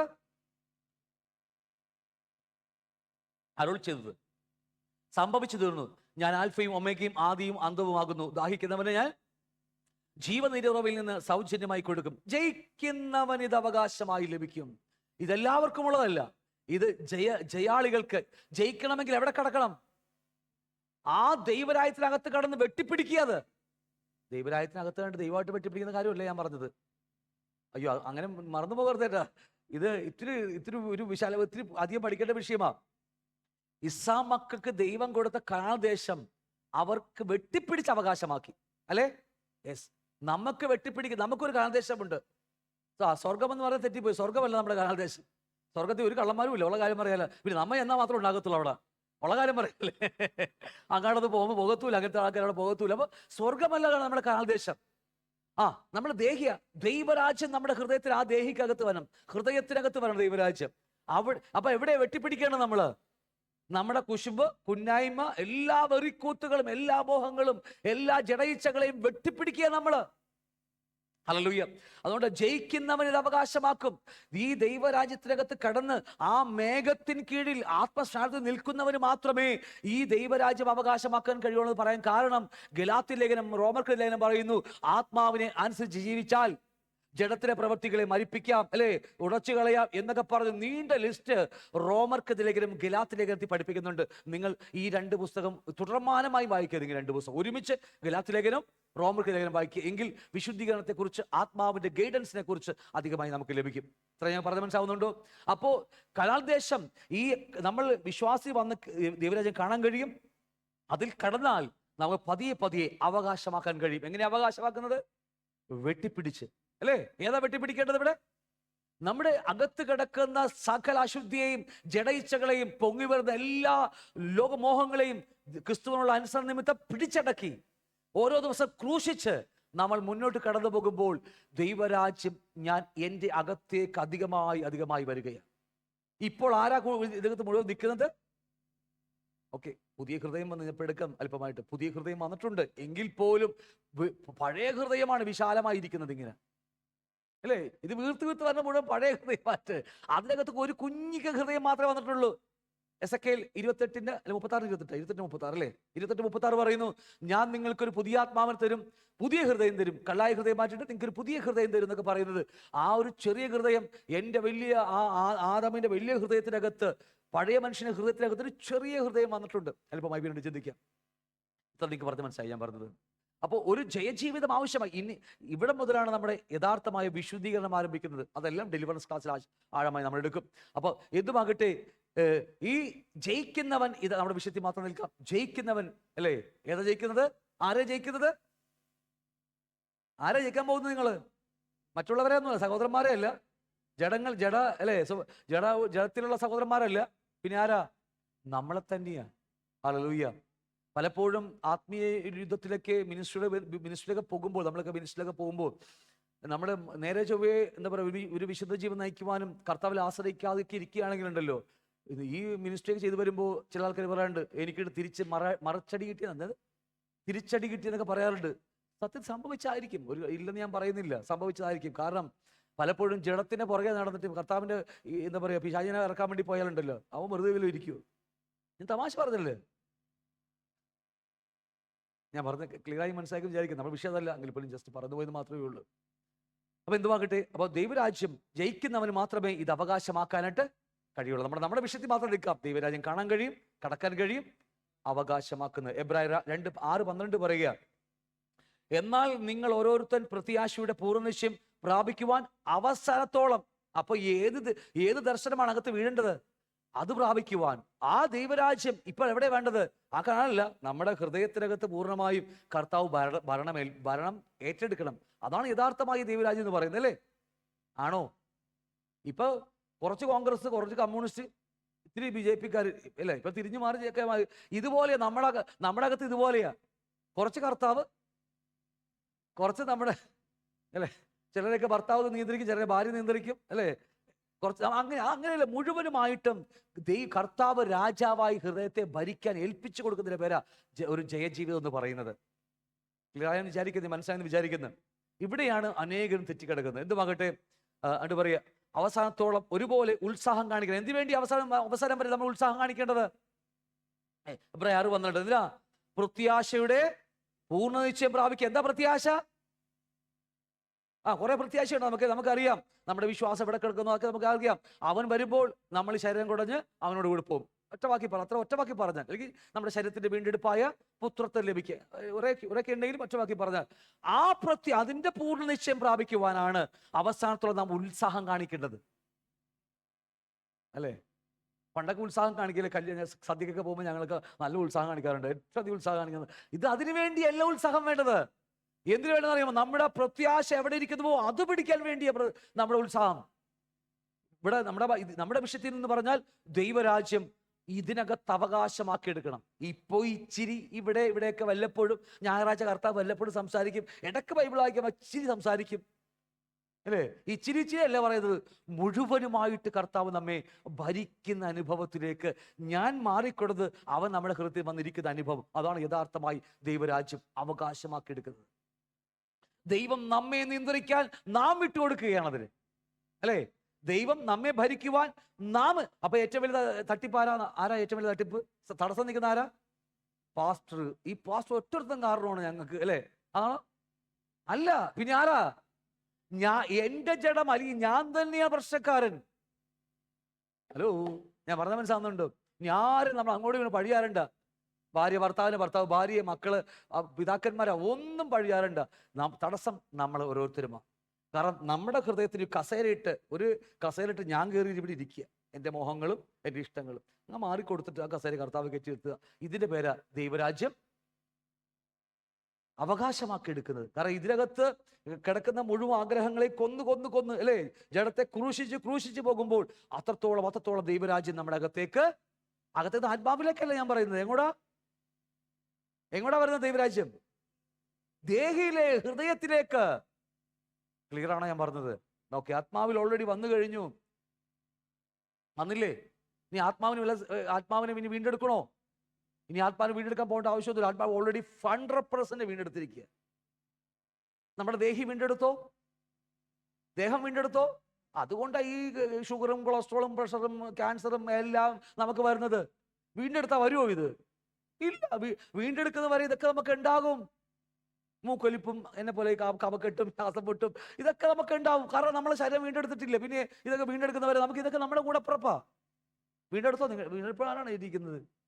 ഉള്ള കാലം ആരും വീണ്ടെടുത്തിട്ടില്ല. ഇവിടെ ആരും വീണ്ടെടുത്തിട്ടില്ല. ആത്മാവ് വീണ്ടെടുത്തത് നമ്മുടെയൊക്കെ 100% വീണ്ടെടുപ്പ്. അത് പക്കയെ നടന്നു കഴിഞ്ഞു. ഇനി ആരും അതിലൂടെ ഒന്നും കൂട്ടിച്ചേർക്കണ്ട. എല്ലാം കർത്താവ് ചെയ്തിട്ടുണ്ട്. പക്ഷേ ദേഹവും ദേഹിയും ഇന്നും വീണ്ടെടുത്തിട്ടില്ല. ഇതൊട്ടും വീണ്ടെടുത്തിട്ടില്ല. ഇത് കർത്താവിന് വരവിലെ വീണ്ടെടുക്കത്തുള്ളൂ. ഇത്രയൊക്കെ മനസ്സിലായെന്ന് എനിക്കറിയത്തില്ല. അപ്പം അതുകൊണ്ട് സൂക്ഷിച്ചൊക്കെ നമ്മൾ കാര്യങ്ങൾ ചെയ്യുക. ഇല്ലെങ്കിൽ നമുക്ക് മുന്നോട്ട് പോകാൻ ബുദ്ധിമുട്ടായിരിക്കും. എന്നിട്ട് പറയാം, അവസാനത്തിൽ ഒരേപോലെ ഉത്സാഹം കാണിക്കണം എന്ന് ഞാൻ ആഗ്രഹിക്കുന്നു. അങ്ങനെ നിങ്ങൾ മന്ദതയുള്ളവരാകാതെ വിശ്വാസത്താലും ദീർഘക്ഷമയാലും വാഗ്ദത്തങ്ങളെ ആകുന്നവരുടെ അനുകാരികളായി തീരും. അല്ലേ? എന്നിട്ട് താഴേക്ക് അബ്രഹാമിനെ കുറിച്ച് പറയാം. അബ്രഹാം വിശ്വാസത്താൽ എന്നിട്ട് താഴേക്ക് നമുക്ക് എല്ലാവർക്കും അറിയാം, ദൈവം തന്നെ കൊണ്ട് വാഗ്ദത്തം ചെയ്ത് ദൈവം അബ്രഹാമിനെ കൊടുക്കുന്നുണ്ട്. അബ്രഹാം വിശ്വാസത്താൽ അത് പ്രാപിച്ചെടുത്ത കാര്യം എല്ലായിടത്തും പറയുമ്പോഴും അബ്രഹാമിനെ കയറ്റി പറയുന്ന കാര്യം എന്ന് അറിയാമോ? അബ്രഹാം വിശ്വാസത്താൽ അത് പ്രാപിച്ചെടുത്തതാണ്. അത് ഒരു ടാക്ടിക്സും ഒരു ടെക്നോളജി ഒന്നും ഉപയോഗിച്ചിട്ടില്ല. എല്ലാം വിശ്വാസത്താൽ പ്രാപിച്ചെടുത്ത ആളാ. ആര്? അബ്രഹാം. ഹല്ലേലൂയ. അതുകൊണ്ട് വാഗ്ദത്തങ്ങളെ അവകാശം നമുക്ക് ആ വാഗ്ദത്തങ്ങളുണ്ട്. അത് മുഴുവൻ നമുക്ക് തന്നിരിക്കുക. ഡിസംബർ 31 കൊടുക്കുന്ന വാഗ്ദത്തം അല്ലത്. ഞാൻ വീണ്ടും പറയുന്നു, ഡിസംബർ 31 കൊടുക്കുന്ന വാഗ്ദത്തം അല്ലത്. ഈ 8500 വരുന്ന പുതിയ നിയമത്തിലെ വാഗ്ദത്തങ്ങൾ മുഴുവനും എനിക്കും നിങ്ങൾക്കും ഉള്ളതാണ്. 8500 വരുന്ന പുതിയ നിയമം പഴയ നിയമം കിടന്ന് ഈ 66 പുസ്തകത്തിൽ ഇങ്ങനെ വിശാലമായി കിടക്കുന്ന ആ 8500 വരുന്ന വാഗ്ദത്തങ്ങൾ മുഴുവനും എന്റെയും നിങ്ങളുടെയും മാത്രമാണ്. ഹല്ലേലൂയ. പറക്കെടുത്ത് ഒന്നും നമ്മ വേണ്ട. ഇത് മുഴുവനും ഓരോ ദിവസം ബൈബിൾ വായിക്കുമ്പോഴും അതിനകത്തുള്ള വാഗ്ദത്തങ്ങൾ വേറെ ആർക്കുള്ളതല്ല, നിങ്ങൾക്കുള്ളതാ, നമുക്കുള്ളതാ. ഹല്ലേലൂയ. ഇത്തരം പറഞ്ഞ് മനസ്സാവുന്നുണ്ടോ? ദേഷ്യമുണ്ടോ? ഡിസംബർ 31 കിട്ടാത്തതിന് പരിഭവമുണ്ടോ? ഇച്ചിരി പരിഭവമുണ്ട്, എനിക്കറിയാം. കുഴപ്പമില്ല. അടുത്ത വർഷം ഈ 2 നന്നേക്കാം, 2 വാഗ്ദത്തം. അതുകൊണ്ട് അബ്രഹാം വിശ്വാസത്താൽ പ്രാപിച്ചെന്ന കാര്യം എവിടെയെല്ലാം പറയുന്നുവോ അവിടെയെല്ലാം അബ്രഹാം വിശ്വാസം പ്രാപിച്ച കാര്യം പറയുന്നത്. വിശ്വാസികളുടെ പിതാവെന്ന അബ്രഹാമിനെ കുറിച്ച് കർത്താവ് എഴുതി വെച്ചിരിക്കുന്നത് വിശ്വാസത്താൽ പ്രാപിച്ചെടുത്ത കാര്യമാണ്. എന്തുമാകട്ടെ, അപ്പൊ അതുകൊണ്ട് ഈ വാഗ്ദത്തങ്ങൾ അവകാശമാക്കണമെങ്കിൽ കയ്യിൽ പേപ്പറിൽ കിട്ടിയിട്ട് കാര്യമില്ലത്. എവിടെ കിട്ടണം അത്? ഈ ഇത് അകത്ത് വരണം. നമുക്ക് കിട്ടണമെങ്കിൽ എന്ത് ചെയ്യണം? അത് ഇത് ഉള്ളിൽ നിന്ന് പറിച്ചു കളയണം. ഈ അകത്തുള്ള സാധനം നമ്മുടെ വിചാരം ഞാനൊക്കെ ഇഷ്ടം പോലെ ഇപ്പൊ ഞാൻ കണ്ടിട്ടുണ്ട്. ഈ പവർ കോൺഫറൻസും എൻകൗണ്ടർ കോൺഫറൻസും ഫയർ കോൺഫറൻസും ഇഷ്ടം പോലെ കൂടിയിട്ടുണ്ട്. കൂടുമ്പോൾ ഇവിടെ ഹോളിനകത്ത് കൂടുമ്പോൾ അവിടെ എന്താ പറയുക, കീബോർഡിൻ്റെ താളങ്ങളും പാട്ടും മെസ്സേജിൻ്റെ എന്താ പറയുക ഏറ്റവും ഇറക്കം കൊണ്ട് ഭയങ്കര അനുഭൂതികളായിരിക്കും. പക്ഷേ ഡോറ് വിറ്റ് പുറത്തേക്ക് ഇറങ്ങി കഴിയുമ്പോൾ വീട്ടിൽ നിന്ന് വരുമ്പോ പാലും പിടിച്ച് വരണമെന്നൊക്കെ പറഞ്ഞ് 2 ചീത്ത വിളിച്ച് കഴിയുമ്പോൾ ഉള്ള അനുഭൂതിയും പോയി കിട്ടും. അത്രയേ ഉള്ളതൊക്കെ, അത്രയേ ഉള്ളത്. കാരണം അറിയാമോ, ഈ എവിടെ നിന്ന് പ്രാപിച്ചെന്നറിയാമോ? കേൾവിയിൽ നിന്ന് വന്നതാ. അനുഭൂതി മാത്രമേ ഉള്ളൂ. ആത്മാവിൽ നിന്ന് നമ്മുടെ ദേഹിയിൽ നിന്ന് ഇത് മാറ്റിക്കൊടുക്കാതെ ജഡത്തെ ക്രൂശിച്ച് അവകാശം ദൈവരാജ്യം നമ്മുടെ അകത്ത് വരാത്തിടത്തോളം കാലം നമുക്ക് പെർമനന്റ് ആയ സൊല്യൂഷൻ അല്ലത്. ഇല്ലെങ്കിൽ താന്നു മുങ്ങി വിശ്വാസം ചെയ്യുമ്പോൾ പോയിക്കൊണ്ടിരിക്കും. അല്ലേ? പാസ്റ്റർ നല്ലതാണ്, സഭ നല്ലതാണ്, ഒക്കെ റെഡിയാണെങ്കിൽ അത് നല്ലതായിരിക്കും. അടുത്ത ആഴ്ച ഏതെങ്കിലും കുത്തുവിട്ട് വചനം, ഒരു കുത്തുവിട്ടി വചനം കേട്ട് അപ്പൊ പറയും പാസ്റ്റർ കുത്തി, അപ്പൊ അവിടെ ഉള്ളത് മുഴുവൻ പോയി. ഞാൻ നിങ്ങൾക്ക് പറഞ്ഞു മനസ്സിലാവുന്നുണ്ടോ? ഇത് ദിവസം കാണുന്ന കേൾക്കുന്നതുകൊണ്ടാണ് പറയുന്നത് പലപ്പോഴും എല്ലായിടത്തും. അപ്പൊ എന്തുമാകട്ടെ, അവകാശമാക്കുവാനുള്ള നമ്മൾ വിളിച്ചതിന് വേണ്ടിയാ. അപ്പോസ്തല പ്രവൃത്തി 26:18 പറയുന്നു, അവർക്ക് പാപമോചനവും എന്നിലുള്ള വിശ്വാസത്താൽ, അടുത്ത വാക്യം, ശുദ്ധീകരിക്കപ്പെട്ടവരുടെ ഇടയിൽ. ഓരോന്നായി മുറിച്ച് പഠിക്കണം നമ്മൾ. ഞാൻ വിട്ടുപോകുന്നു, വാക്ക് പറഞ്ഞു വിടുക. ശുദ്ധീകരിക്കപ്പെട്ടവരുടെ ഇടയിൽ അവകാശം ലഭിക്കേണ്ടതിന്. എന്നിട്ട് പറയുന്നത്, നിങ്ങളുടെ കണ്ണ് തുറക്കണം. കണ്ണ് തുറക്കണം എന്ത് വേണം? അറിയണം, അല്ലേ? അതാണ് ദൈവരാജ്യം, അല്ലേ? കാണാൻ കഴിയും. അതൊരു കണ്ണ് തുറക്കണം. ഇരുളിൽ നിന്ന് വെളിച്ചത്തിലേക്കും സാത്താന്റെ അധികാരത്തിൽ നിന്ന് ദൈവത്തിലേക്കും തിരിക്കും. നമുക്ക് ഈ അറിവ് കിട്ടിയില്ലെങ്കിൽ, സത്യം അറിയാതെ നാം മുന്നോട്ട് പോവുകയാണെങ്കിൽ 30 50 വർഷമായാലും നമുക്ക് വല്ല ഗുണമുണ്ടോ? അല്ലേ? സത്യം അറിയുന്നില്ല നമ്മള്. കർത്താവ് എന്താ പറയാ, ശാപ്, ചില ആൾക്കാർ പറയും ശാപമാണ് ബ്രദറെ, ശാപമാണ് പാസ്റ്റർ, ശാപം എന്ന് പറയും. സത്യം അറിയാത്തത് കൊണ്ടാണ്. നമ്മുടെ കർത്താവ് നമ്മുടെ എല്ലാ ശാപങ്ങളും ക്രൂശിൽ വഹിച്ചതാ. ഈ ഒരു സത്യം നമ്മുടെ അകത്ത് വെളിപ്പാടായ പിന്നെ ഈ ശാപം നമുക്ക് പുറകെ വരുമോ? ഇല്ല. ഇത് നമ്മൾ എത്രത്തോളം വിശ്വസിക്കുന്നുവോ നമ്മുടെ വിശ്വാസം നമ്മുടെ അകത്ത് വന്നിരിക്കും. കാരണം ശാപമുണ്ടെന്ന് വിശ്വസിക്കുമ്പോൾ ആ ശാപത്തിന്റെ പ്രഭു നമ്മുടെ കൂടെ ഉണ്ടാകും. പിന്നെ നമ്മുടെ കൂടെ നമ്മുടെ അടുത്ത് പോകുമോ പുള്ളി? ഇല്ല. ഞാൻ പറഞ്ഞ മനസ്സിലാവുന്നുണ്ടോ നിങ്ങൾക്ക്? അതുകൊണ്ട് ഈ പിശാച് സാത്താന്റെ അധികാരത്തിൽ നിന്ന് ദൈവത്തിലേക്ക് തിരിപ്പാനുമാണ് ഞാൻ ഇപ്പോൾ നിന്നെ അവരുടെ അടുക്കൽ അയക്കുന്നെന്ന് അവിടെ പൗലോസ് പറയുന്ന കാര്യമാണ്. എന്ന് പകട്ടെ വിട്ടുപോകുന്നു. ഒറ്റ കാര്യം മാത്രം, വിശുദ്ധീകരിക്കപ്പെട്ടവരുടെ ഇടയിൽ എന്ത് ലഭിക്കണം? വിശുദ്ധീകരിക്കപ്പെട്ടവരുടെ ഇടയിൽ നമുക്ക് എന്ത് ലഭിക്കണം? അവകാശം ലഭിക്കണം. ഇതിനു വേണ്ടിയാണ് വിളിച്ചിരിക്കുന്നത്. അതുകൊണ്ട് ദൈവരാജ്യം അവകാശമാക്കുവീൻ. എവിടെയാ? എൻ്റെ ഹൃദയത്തിനകത്ത്. എൻ്റെ ഞാനെന്ന് പറഞ്ഞ എൻ്റെ ഹൃദയം, എൻ്റെ സോൾ, എൻ്റെ ഹൃദയം എൻ്റെ കർത്താവിന് ഭരിക്കുവാൻ ഏൽപ്പിച്ചു കൊടുക്കുന്ന പേരാ ദൈവരാജ്യം അവകാശമാക്കുക എന്ന് പറയുന്നത്, അല്ലേ? ഓക്കെ, ചിലയിടത്ത് ബാക്കി പറയുന്നില്ല, നിങ്ങൾ ദൈവരാജ്യം അവകാശമാക്കുകയില്ല. ഗലാത്യർ 5:21 പറയുന്നു, ദ്വന്ദ്വപക്ഷം, ഭിന്നത, അസൂയ, മദ്യപാനം, അത് നമുക്കില്ല, കുഴപ്പമില്ല, അല്ലേ? വെറിക്കൂത്ത്, അതുമില്ല, അല്ലേ? മുതലായവ എന്ന് വെളിവാകുന്നു. ഈ വക പ്രവർത്തിക്കുന്നവർ ദൈവരാജ്യം കാണാനല്ല, കടക്കാനുമല്ല, അവകാശമാക്കുകയില്ല. അപ്പൊ ഇത് ആരോടാ പറയുന്നത്? രക്ഷിക്കപ്പെട്ടവരുണ്ട്, ആത്മസ്നാനം പ്രാപിച്ചവരുണ്ട്, അല്ലേ? എല്ലാം ഉള്ളവരോട് പറയാ, നിങ്ങൾ ഇതൊന്നാം പക്ഷമുണ്ടോ, അല്ലേ? വ്യത്യസ്തമായ ഗ്രൂപ്പുകളുണ്ടോ, ഭിന്നതയുണ്ടോ? നമുക്കതിൽ ഒട്ടുമില്ല. നമ്മളത് LKG, അല്ലേ? അസൂയ അതില്ലേ? ഇല്ല. മദ്യപാനം അത് നമുക്കില്ല, അല്ലേ? അപ്പൊ എന്തുമാകട്ടെ, ഇങ്ങനെ പ്രവർത്തിക്കുന്നവർ എന്ത് ചെയ്യും? ദൈവരാജ്യം അവകാശമാക്കില്ല. ക്ലിയർ പിക്ചറായിട്ട് എഴുതി വെച്ചിരിക്കുക. നമ്മൾ പറയുമ്പോൾ സത്യമായ കാര്യം, അത് വിളിച്ചു പറയുന്ന കാര്യം അത്രേ ഉള്ളൂ. 1 കൊരിന്ത്യർ 15:50 പറയുന്നു, സഹോദരന്മാരെ, ജഡരക്തങ്ങൾ എന്ന് പറഞ്ഞാൽ ഈ മാംസം, ഈ ശരീരം ദൈവരാജ്യം അവകാശമാക്കും. അപ്പൊ ഇതല്ല, പുറമേയുള്ള പരിപാടിയല്ലേ ഇത്. ജഡരക്തങ്ങൾ, മാംസരക്തങ്ങൾ എന്ന് പറയുന്ന സാധനം ആണെന്നറിയാമോ? മാംസവും രക്തവും. ഈ ശരീരത്തെ കുറിച്ച് പറയാ, ഔട്ടർ കോട്ടിനെ കുറിച്ച് പറയുക, അല്ലേ? ഇത് ദൈവരാജ്യം അവകാശമാക്കില്ല. അപ്പൊ ഏതാ ദൈവരാജ്യം അവകാശമാക്കുന്നത്?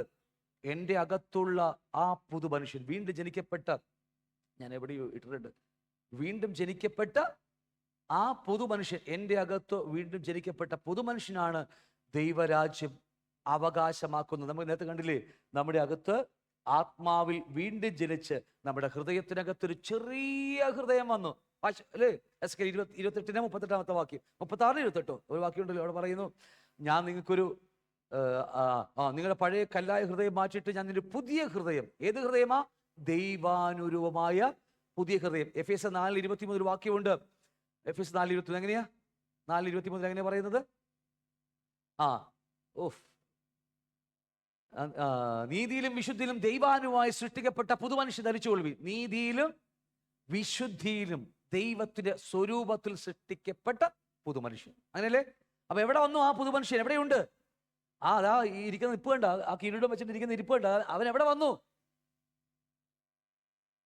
ഇതാരാണ് ആ പയ്യൻ? ആ കൊച്ചാരാ? ഞാൻ പുള്ളിക്കാരൻ, ആ പയ്യനേതാ? LKG എവിടെ പഠിക്കുക? എന്താണ് നിങ്ങളുടെ ഉള്ളിൽ വന്ന കാര്യം ഞാൻ പറയുന്നത്? ഞാൻ അതിന് മുഴുവൻ പറയാൻ പോയി ഒരുപാട് സമയം പോകും. ഓരോ വ്യക്തികളകത്തും വീണ്ടും ജനിക്കപ്പെട്ട, ഞാൻ അടുത്ത ആഴ്ച എടുത്തോളാം അതിനെക്കുറിച്ച്, ഇല്ലെങ്കിൽ ശരിയാവത്തില്ല ഇത്. നമ്മുടെ അകത്ത് വീണ്ടും ജനിച്ച് ജയിക്കാനായി ജനിച്ച ഒരുത്തനാണ് അകത്തുണ്ട്. ഞാൻ അടുത്ത ആഴ്ച കൂടെ എടുക്കുക, ഇല്ലെങ്കിൽ അത് എടുക്കാതെ മുന്നോട്ട് പോയി ശരിയാവില്ല. അതാണ് ഞാൻ പറഞ്ഞ് മനസ്സിലാവുന്നുണ്ടോ? എന്റെയും നിങ്ങളുടെയും അകത്ത്, അതാണ് ജഡരക്തം. തൊട്ട് വായിച്ച ജഡരക്തങ്ങൾ ഇത് ഈ സാധനം ആദാമിന്റെ സന്തതി അല്ലേ, മണ്ണിൽ നിന്നുളവായി. ഈ റോമർക്ക് ലേഖനം 8-ാം അധ്യായം 10-ാം വാക്യം പറയുന്നു, ശരീരം പാപനിമിത്തം മരിക്കേണ്ടതെങ്കിലും ആത്മാവ് നിമിത്തം, അല്ലേ, ഒരു വാക്യം വായിച്ചല്ലേ, ഇത് മണ്ണിൽ നിന്നുളവായതാ. അത് മണ്ണിലേക്ക് പോയേ മതിയാകൂ. അത് മണ്ണിന്റെ ചില സ്വഭാവങ്ങൾ കാണിക്കും.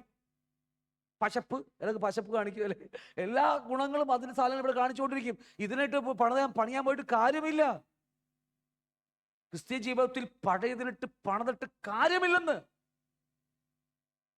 അതിന്റെ ദൈവത്തിന്റെ കറക്റ്റ് വചനം നമ്മൾ അകത്ത് കയറി. എങ്ങനെയാണെന്നറിയാമോ? ദൈവം കാണുന്നത് അകത്ത് ജനിച്ച പയ്യനെ കാണുന്നത്. അല്ലാതെ ഇതിനെ ദൈവം കാണുന്നത് പറഞ്ഞാൽ നമ്മൾ തെറ്റിയിരിക്കുക, ട്രാക്ക് തെറ്റി ഓടുകയാണ്. മറ്റേ മറ്റേ പെൺകൊച്ചു ഓടി തെറ്റി ട്രാക്ക് തെറ്റി ഓടിപ്പോയി. അത് ഞാൻ എപ്പോഴും പറയുന്ന കാര്യമാണ്. അവസാനം 1ാം സ്ഥാനം മേടിച്ചു. പക്ഷെ പിന്നീട് മറ്റേ എന്താ പറയുക, അമ്പയർമാരാ എന്നൊക്കെ പറയില്ല നമ്മള്, റഫറിമാരൊക്കെ ചെക്ക് ചെയ്യപ്പോഴാ ഒരു ട്രാക്ക് ജസ്റ്റ് ആ വരയെന്ന് ഇപ്പോൾ ട്രാക്കിൽ മാറിപ്പോയി. പക്ഷെ ഫസ്റ്റ് കിട്ടി, ട്രോഫി മേടിച്ച്. പിന്നീട് അറിയാൻ ട്രാക്ക് കയറ്റി ഓടിയത്, അങ്ങ് തിരിച്ച് മേടിച്ച്, അത്രയേ ഉള്ളൂ. ഞാൻ പറഞ്ഞ് മനസ്സിലാവുന്നുണ്ടോ? നമ്മുടെ അകത്ത് വീണ്ടും ജനിക്കപ്പെട്ട ഒരു പുതു മനുഷ്യനുണ്ട്. ഞാനൊരു വാക്കിങ്ങനെ പറയട്ടെ, അത് ഞാൻ നമ്മുടെ സമയമൊക്കെ മുന്നോട്ട് പോയിക്കൊണ്ടിരിക്കുക. നമ്മുടെ കർത്താവ് ആരാന്നറിയാം? പാട്ടൊക്കെ പാടുമ്പോൾ നമ്മൾ പിള്ളേർ പാടാറില്ലേ? യഹൂദ ഗോത്രത്തിന്റെ സിംഹം, ഇല്ലേ? പാട്ടൊക്കെ പാടാറില്ലേ പിള്ളേര്? യഹൂദ, നമ്മുടെ കർത്താവ് ആരാ? യഹൂദ ഗോത്രത്തിലെ സിംഹം, അല്ലേ, സിംഹം, അല്ലേ? അങ്ങനെ ആണോ? എനിക്ക് തോന്നുന്നില്ല. കാരണം പറയില്ലേ, ഒരു പോരാട്ടമുണ്ട് ബ്രദറെ, ഒരു കെട്ടുണ്ട്, ബന്ധനമുണ്ടെന്നൊക്കെ പറയുമ്പോൾ നമ്മുടെ സിംഹം ചെറിയ സിംഹമാണ്, കൂട്ടിക്കിടക്കാത്ത സിംഹം തോന്നണല്ലേ, അതായിരിക്കും, അല്ലേ? ഞാൻ പറയുന്നത് യഥാർത്ഥ കർത്താവിനെ കുറിച്ചാണ് പറയുന്നത്. സ്വർഗത്തിലെ ദൈവത്തിന് ഏകജാതനായ പുത്രനെ കുറിച്ചാണ് പറയുന്നത്. അവൻ യഹൂദ ഗോത്ര സിംഹമാണ്. അങ്ങനെയെങ്കിൽ അവന്റെ രക്തത്തിൽ പിറന്നത് ആ ചെക്കനെ കണ്ട, ഇല്ലേ? അവൻ ആരാ? സിംഹ കൊച്ച. പിന്നെ അവനോട് കളിക്കാൻ പറ്റുമോ? നിങ്ങൾ വീട്ടിൽ പോയിട്ട് എവിടെയെങ്കിലും സൂയി പോയിട്ടൊരു സിംഹക്കൂട്ടരെ മേടിച്ച് വീട്ടിൽ വളർത്ത്. കുഞ്ഞായിരിക്കുമ്പോൾ ഇതില്ലേ പാലക്കൂടത്തിൽ വളർത്താം, നമുക്ക് രസമോ കാണാനായിട്ട്. സിംഗം എന്നൊക്കെ പുറത്ത് തടയൊക്കെ നമ്മൾ, അല്ലേ, ഇപ്പോൾ പട്ടിക്കുട്ടിയൊക്കെ ഇട്ട് നമ്മൾ വളർത്തുന്നത്. കുറച്ച് വലുതാവട്ടെ, ഒരു വയസ്സ് കഴിയട്ടെ, അവൻ്റെ സ്വഭാവം കാണിക്കും. നിങ്ങളെ കടിച്ചു കയറി അവൻ എന്താ പറയുക, തന്തൂരി ചിക്കൻ ഉണ്ടാക്കിക്കളയും വേണമെങ്കിൽ. കാരണം അവന്റെ സ്വഭാവം അതാണ്. അങ്ങനെയെങ്കിൽ യഹൂദ ഗോത്രത്തിലെ സിംഹത്തിലെ സ്വഭാവം അതാണെങ്കിൽ, നീതിയുടെയും വിശുദ്ധിയുടെയും തികവാണെങ്കിൽ, എൻ്റെ അകത്ത് വീണ്ടും ജനിച്ചപ്പെട്ട ആ മകനുണ്ടല്ലോ, അവനത് കാണിച്ചിരിക്കുന്നേ. നമ്മൾ വിട്ടുകൊടുക്കാത്തതുകൊണ്ടാ അവന് ജീവിക്കാൻ അനുവദിക്കുന്നില്ല. നമ്മൾ കെട്ടി മറ്റേ പട്ടിക്കൂട്ടിലിട്ട് അവൾ ഇട്ടുകൊണ്ടിരിക്കുക നമ്മളിവിടെ. ഞാൻ പറഞ്ഞ മനസ്സിലാവുന്നുണ്ടോ? വീണ്ടും ജനത്തെക്കുറിച്ച് ആഴമായി നിങ്ങൾ പഠിക്കണം. നമുക്ക് ഒരുപാടൊന്നും പറയാൻ സമയമില്ലാത്തതുകൊണ്ടാണ് വീണ്ടും ജനത്തെക്കുറിച്ച്. കാരണം രക്ഷിക്കപ്പെടുക നമ്മൾ ഈ സിമ്പിളായിട്ടൊരു കാര്യം വായിച്ച് വിട്ടുപോകുക. രക്ഷിക്കപ്പെടുക, എന്താ രക്ഷിക്കപ്പെടുക? ശിക്ഷയിൽ നിന്ന് മോക്ഷം കിട്ടി, ശരി തന്നെയാ. ശിക്ഷയിൽ നിന്ന് മോക്ഷം കിട്ടി, നമുക്ക് ശരിയാ. എന്താ അതിനർത്ഥം? എന്താണെന്നറിയാമോ? എൻ്റെ അകത്തൊരു പുതിയ ജനനം സംഭവിക്കുകയാ. അതാ സത്യം. ഞാൻ ആ ഭാഗത്തെ തൊടാൻ പോലും എനിക്ക് കഴിയുന്നില്ല ഇപ്പൊ. ഹല്ലേലൂയ. എൻ്റെ അകത്ത്, നിങ്ങളുടെ അകത്ത്, ഹൃദയത്തിനകത്ത് പുതിയ മനുഷ്യൻ വന്നിട്ടുണ്ട് അകത്ത്. ഒന്ന് യോഹന്നാൻ ലേഖനം 3-ാം അധ്യായം 9-ാം വാക്യം പറയുന്നു, ദൈവത്തിൽ ജനിച്ചവനൊക്കെയും ലോകത്ത് ജയിച്ചിരിക്കുന്നു. അടുത്ത വാക്ക്, അവനിൽ ദൈവത്തിന്റെ വിത്തിരിക്കുന്നു, അവൻ പാപം ചെയ്യാൻ കഴിയത്തില്ല. യേശുവിന് പാപം ചെയ്യാൻ പറ്റുമോ? ഉപദേശങ്ങൾ ഇഷ്ടം പോലെ ഉണ്ട് യേശുവിന് പാപം ചെയ്യാൻ പറ്റുന്നത്. അത് വേണ്ട, അതെല്ലാം വിട്ടേക്ക്. യേശുവിന് പറ്റില്ല. കാരണം അവന്റെ സ്ട്രക്ചറിനകത്ത് അതില്ല. ഇതിനകത്ത് ഇഷ്ടം പോലെ ഉണ്ട് കേട്ടാ, അതേ ഉള്ളൂ. പക്ഷേ എന്റെയും നിങ്ങളുടെയും അകത്ത് വീണ്ടും ജനിക്കപ്പെട്ട പുതുമകനുണ്ട്. ഈ കാണുന്ന പയ്യൻ, മഞ്ഞ പയ്യൻ, ഞാൻ പറഞ്ഞില്ലേ, അവന്റെ അകത്ത് അതില്ല. ഏതില്ല? പാപം അവനറിയില്ല. നമ്മളാ ഈ പാപം നമ്മൾ പഠിപ്പിക്കാറുണ്ടാ മതി, അല്ലേ? അവനത് അറിയില്ല. അവൻ ദൈവത്തിന്റെ വിത്ത് അവനിൽ കിടക്കുകയാ. അവനെ ഒന്ന് ജീവിക്കാനൊന്ന് സമ്മതിക്കും നിങ്ങള്. എന്നോട് തന്നെ ഞാനും പറയട്ടെ, എന്നോട് തന്നെ പറഞ്ഞതാ. ഞാനും മോശക്കാരൊന്നും അല്ലല്ലോ. ഞാൻ എന്നോട് തന്നെയാ, നിങ്ങളെന്ന് പറയുമ്പോൾ ഞാൻ എന്നെ ഉൾപ്പെടെ പറഞ്ഞത്, അല്ലേ? അവനൊന്ന് ജീവിക്കാൻ അനുവദിച്ചാൽ യഥാർത്ഥമായ ക്രിസ്ത്യ ജീവിതം നടക്കാം. കാരണം നമ്മൾ ഇവനെ അനുവദിക്കാതെ നമ്മൾ മറ്റ് പല ഡയറക്ഷൻ റൂട്ട് തെറ്റി ഓടിക്കൊണ്ടിരിക്കും. ഇതാണ് യഥാർത്ഥമായ ക്രിസ്ത്യ ജീവിതത്തിലെ ഏറ്റവും മാധുര്യമായ വീണ്ടും ജനനമാണ്. അറിയുക, രക്ഷിക്കപ്പെടാന്ന് മാത്രം പറഞ്ഞിങ്ങനെ പോയിട്ട് കാര്യമില്ല. ശരി, രക്ഷിക്കപ്പെട്ടു. എന്താ രക്ഷിക്കപ്പെടുക? ഈ ഒരു വ്യക്തി നമ്മുടെ അകത്ത് വീണ്ടും ജനിച്ചിരിക്കുക. ഏത് വ്യക്തിയാ? ദൈവത്തിന്റെ മകൻ. ക്രിസ്തു അല്ല, ഞാൻ. എനിക്ക് പേരറിയത്തില്ല, വെളിപ്പാട് പുസ്തകത്തിൽ പറയുന്നുണ്ട് എനിക്ക് പേരുണ്ടെന്ന്, പക്ഷെ എൻ്റെ പേര് എനിക്ക് അറിയത്തില്ല എന്ന് പാകട്ടെ. അവിടെ ചെല്ലുമ്പോൾ അറിയത്തുള്ളൂ. പേർ വിളിക്കും, നേരെ കാണുന്ന ഡില്ലെന്നൊന്നും വിളിക്കത്തില്ല അല്ലേ, ബാബു എന്ന് ഒന്നും വിളിക്കത്തില്ല അല്ലേ. എന്താ നിങ്ങൾ മിണ്ടുന്നത്? ഈ ഭൂമിയിൽ ഇത്ര മോശപ്പേരൊക്കെയാണ് കുഴപ്പമൊന്നുമില്ല. അവിടെ ചെല്ലുമ്പോണ്ടില്ല കർത്താവ് നമ്മളൊരു പേര് വിളിക്കും. ആ പേര് എനിക്ക് അറിയത്തില്ല, ആ പേരെന്താണെങ്കിലും അത് കേൾക്കാൻ വേണ്ടി കാത്തിരിക്കും ഞാനും. അപ്പൊ ദൈവത്തോട് ചോദിക്കുക, കർത്താവ് തന്നാൽ സന്തോഷമേ ഉള്ളൂ. അത് നമുക്ക് പേരിടാം, നമുക്ക് ഇവിടെ ചർച്ച വെച്ച് പേരിടാം അല്ലേ, ചിലവൊക്കെ ചെയ്താൽ മതി. അപ്പോൾ എന്താണ് ഞാൻ പറഞ്ഞത്, അത് അവിടെ ചെല്ലുമ്പോൾ നമുക്ക് ദൈവം പേരിടുക. അത് ദൈവരാജ്യത്തിനകത്താ നമുക്ക് പല പേരുകളായിരിക്കും, വിട്ടേക്ക് എല്ലാം വിട്ടേക്ക്. അതുകൊണ്ട് മറന്നു പോകരുത്, ആ വ്യക്തിയാണ് വീണ്ടും ജനിക്കപ്പെട്ടവൻ. ഇതറിയുമ്പോഴാണ്, ഞാൻ തുടങ്ങിയിട്ടില്ല, ഞാൻ അതിനെക്കുറിച്ച് അതിലേക്ക് വന്നിട്ടില്ല. ഇതറിയുമ്പോഴാണ് നമ്മുടെ ജീവിതത്തിൽ മാറ്റം വരുന്നത്. രക്ഷിക്കപ്പെട്ടു എന്ന് പറഞ്ഞൊരു കാര്യമില്ല. എന്താ രക്ഷിക്കപ്പെടുക? രക്ഷിക്കപ്പെടുന്നത് ശിക്ഷയിൽ നിന്ന് മോക്ഷം കിട്ടുക, അത്രയേ ഉള്ളൂ. ആ ഒരു വാക്യം കൊണ്ട് നമ്മുടെ പുതുജനത്തെ അർത്ഥവത്താക്കാൻ അല്ലെ മാറ്റിക്കളയരുത്. ദൈവരാജ്യത്തിനകത്ത് ആ ഒരു കുഞ്ഞ് ജനിക്കുക. എവിടെ ദൈവരാജ്യം? എൻ്റെ ഹൃദയത്തിനകത്ത്. ഞാൻ പറഞ്ഞ തെളിഞ്ഞ് മനസ്സിലാവുന്നുണ്ടോ? ദൈവരാജ്യം ദൈവം എന്ന് ഇങ്ങനെ പറയാം, എന്തെങ്കിലും വെറുതെ വാക്ക് പറയുകയില്ല. ആ എൻ്റെ ഹൃദയത്തിനകത്ത് വന്ന ചെറിയ ആ ദൈവരാജ്യം, പണ്ട് പഠിച്ചിട്ടുണ്ട്, വലിയ ഭൂമിക്കകത്ത് ചെറിയൊരു ഏതൻ വന്ന കാര്യം പണ്ട് ഓർത്താ മതി. ഇതെല്ലാം ഓടി ഓടി വരിക. പഴയ വലിയ ഭൂമിക്കകത്ത് ഒരു കിഴക്കൊരു ചെറിയ ഏതൻ വന്നതുപോലെ ദൈവവും മനുഷ്യനും കൂടി വസിക്കുന്ന ഏതൻ തോട്ടം, ദൈവത്തിന് ഇഷ്ടം കേട്ട് മനുഷ്യനനുസരിക്കുന്ന ആ ഏതൻ തോട്ടം, അത് എൻ്റെ ഹൃദയത്തിൽ വന്ന ചെറിയ ഏതനാണ് ഈ പറഞ്ഞ സാധനം. അത് വളരുക എന്നുള്ളതാണ് അല്ലേ. എൻ്റെ പഴയ ജഡയിച്ചകളൊക്കെ ഇത് വളരും തോറും അതങ്ങ് അത് ഭരിക്കാൻ തുടങ്ങും. അതിൻ്റെ പേരെ ദൈവരാജ്യം അവകാശമാക്കാന്ന് ഞാൻ പല വ്യത്യസ്തമായ രീതിയിൽ നിങ്ങളോട് സംസാരിച്ചിട്ടുണ്ട്. മനസ്സിലായോ? അപ്പൊ അതുകൊണ്ട് ദൈവരാജ്യം ഇങ്ങനെയുള്ള ആൾക്കാർ ജഡരക്തങ്ങളല്ല, ഈ കാണുന്ന മാംസാവകാശം ഇതൊന്നും അല്ല അവകാശമാക്കുന്നത്. കാരണം ഇന്ന് ഒരുപാട് ക്രിസ്തുവിന്റെ അടുക്കൽ വരുന്ന ആൾക്കാരെല്ലാം ഇതിന്റെ നന്മക്ക് വേണ്ടി വരുന്ന ആൾക്കാരാണ് കൂടുതൽ അല്ലേ. രോഗസൗഖ്യം, ഇതിന്റെ നന്മകൾ, ഇതിന്റെ പ്രശസ്തി, ലോകത്തിൽ ഇതിന്റെ ബഹുമാനങ്ങൾ. ഇന്ന് എന്താ പറയുക, രാഷ്ട്രീയത്തിൽ പോലും ഇന്ന് പെന്തക്കോസ്തുകാരാ, രാഷ്ട്രീയത്തിൽ പോലും പെന്തക്കോസ്തുകാരാ. ഇന്ന് അത്രമാത്രം മനുഷ്യർ ദൈവത്തെ വിട്ട് അകന്നു പോയി കഴിഞ്ഞിരിക്കുന്നു. ഞാൻ പറഞ്ഞ മനസ്സിലാവുന്നത് നീക്ക്. കാരണം ഇതിന്റെ ബഹുമതിയാന്നാ പറയുന്നത്. എന്നിട്ട് പറയും ഞങ്ങൾക്ക് പാർലമെന്റിൽ കയറിയിട്ട് കർത്താവിനെ കാണിച്ചു കൊടുക്കുക. പിന്നെ അവൻ പാർലമെന്റിൽ കയറട്ടെ, അപ്പം അറിയാം അവൻ്റെ സ്വഭാവമൊക്കെ. പണ്ട് ഒരു മ്യൂസിഷ്യൻ ഉണ്ടായിരുന്നു, ഞാൻ പേരൊന്നും പറയത്തില്ല, ഒരു കീബോർഡ് കഴുത്തിലൊക്കെ തൂട്ടിയിട്ട് ഇതിനൊക്കെ വായിക്കുന്ന വലിയ ആളാ, പേരൊന്നും ഞാൻ പറയത്തില്ല അല്ലേ, പെന്തക്കോസ്തുകാരനാ. പക്ഷേ ഇന്ന് മറ്റേ അയ്യപ്പന്റെ എല്ലാ പാട്ടും എല്ലാം വായിൽ വരും. ഞാൻ പേരൊന്നും ഞാൻ പറയുന്നില്ല, പിന്നെ വെറുതെ എന്നെ ചീത്താക്കല്ല നിങ്ങൾ, അല്ലെങ്കിൽ തന്നെ ചീത്തപ്പേരായിരിക്കും. അല്ല ഞാൻ പറഞ്ഞത്, എത്ര ആൾക്കാരാ സിനിമയിൽ ഒരു പെൺകുട്ടി അഭിനയിക്കുന്നുണ്ട്, അവിടെ പോയി എല്ലാവരും കൂടി ഇങ്ങോട്ട് വിടാൻ നോക്കിയതാ, ഇപ്പൊ പുള്ളിക്കാരത്ത് അങ്ങോട്ട് പോയി ഇത്രോളം നെക്കറൊക്കെ ഇട്ട് നടക്കുന്നുണ്ട്. എന്നോട് ദേഷ്യമായോ നിങ്ങൾക്ക്? സത്യം പറയുന്ന കാര്യം അതൊക്കെ. നമ്മൾ പലപ്പോഴും അവരെ പിടിക്കാൻ വേണ്ടി നമ്മുടെ സൂത്രവാക്യം കൊണ്ട് അങ്ങോട്ട് വരുമ്പോൾ സത്യത്തിൽ നമ്മുടെ മോഹം കൊണ്ട് അങ്ങോട്ട് പോകുന്നത്. പിശാച് വെറുതെ ഇരിക്കുമോ? ഉള്ള കാര്യം അതും നിത്യജീവൻ നഷ്ടമായി. മടങ്ങി വരട്ടെ, കർത്താവ് സ്തോത്രം. അത്രേ ഉള്ളൂ. ഇത്ര നിങ്ങൾക്ക് പറഞ്ഞ മനസ്സിലാവുന്നുണ്ട്? നമ്മൾ ഈ ജഡരക്തം ഇതിന്റെ മഹത്വമാണ് നമ്മൾ അന്വേഷിക്കുന്നത്. ഇതല്ല ദൈവം കാണുന്നത് മുഴുവനും. നേരത്തെ കണ്ട മഞ്ഞപ്പയ്യനില്ലേ, ആ മഞ്ഞപ്പയ്യനെ കർത്താവ് നോക്കിക്കൊണ്ടിരിക്കുന്നത്. വീണ്ടും ജനിക്കപ്പെട്ട പുതുമനുഷ്യൻ അതിനകത്തുണ്ട്. അവനാ ദൈവരാജ്യം അവകാശമാക്കുന്നത്, അവനാ സ്വർഗത്തിൽ പോകുന്നത്, അവനാ ദൈവത്തിന്റെ മകൻ. ഹല്ലേലൂയ. അവനെ ജീവിക്കാൻ അനുവദിക്കുക എന്നുള്ളതാണ് എന്റെയും നിങ്ങളുടെയും ഉത്തരവാദിത്വം. അതിന് തടസ്സം നിൽക്കുന്നത് പാസ്റ്റർമാരോ സഭമാരോ ആരുമല്ല, ഞാൻ തന്നെയാണ്. ഹല്ലേലൂയ. അതുകൊണ്ട് ദൈവരാജ്യം അവകാശമാക്കില്ല. വള്ളന്മാർ, അത്യാഗ്രഹികൾ, എന്തൊക്കെയാ അന്യായം ചെയ്യുന്നവർ ദൈവരാജ്യം അവകാശമാക്കില്ല എന്നറിയുന്നില്ലയോ? നിങ്ങളെ തന്നെ ബാക്കി നോക്കിയേ. ആരാ വഞ്ചിക്കുന്നത്? നമ്മളാരാ വഞ്ചിക്കുന്നത്? ഞാൻ തന്നെയാ എന്നെ വഞ്ചിക്കുന്നത്.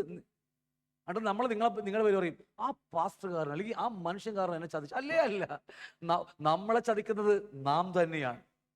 അതുകൊണ്ട് നിങ്ങളെ തന്നെ വഞ്ചിക്കാതിരിപ്പിൻ. ദുർനടപ്പുകാർ, വിഗ്രഹാരാധികൾ, വ്യഭിചാരികൾ, സ്വയം ഭോഗം ചെയ്യുന്നവർ, പുരുഷകാമികൾ, കള്ളന്മാർ, അത്യാഗ്രഹികൾ, മദ്യപന്മാർ, വാവിഷ്ടന്മാർ, പിടിച്ചുപറിക്കാർ എന്നിവർ ദൈവരാജ്യം ഒന്നും ചെയ്യത്തില്ല. ഇല്ലെന്ന് പറഞ്ഞാൽ ഇല്ലെന്നാ അതിനർത്ഥം. അവിടെ വേറെ എന്താ പറയുക, മാമോനെയും ദൈവത്തെ ഒരുമിച്ച് സേവിക്കാൻ കഴിയില്ല എന്ന് പറഞ്ഞിട്ട് അത് ഇച്ചിരി നമ്മൾ ഒപ്പിക്കാൻ, നമ്മൾ മിടുക്കന്മാരാ ഒപ്പിക്കാനായിട്ട്. രണ്ടും കൂടി ചേർത്തോണ്ട് പോകാൻ നമ്മൾ ഭയങ്കര മിടുക്കന്മാരാ. ഇല്ലെന്ന് പറഞ്ഞാൽ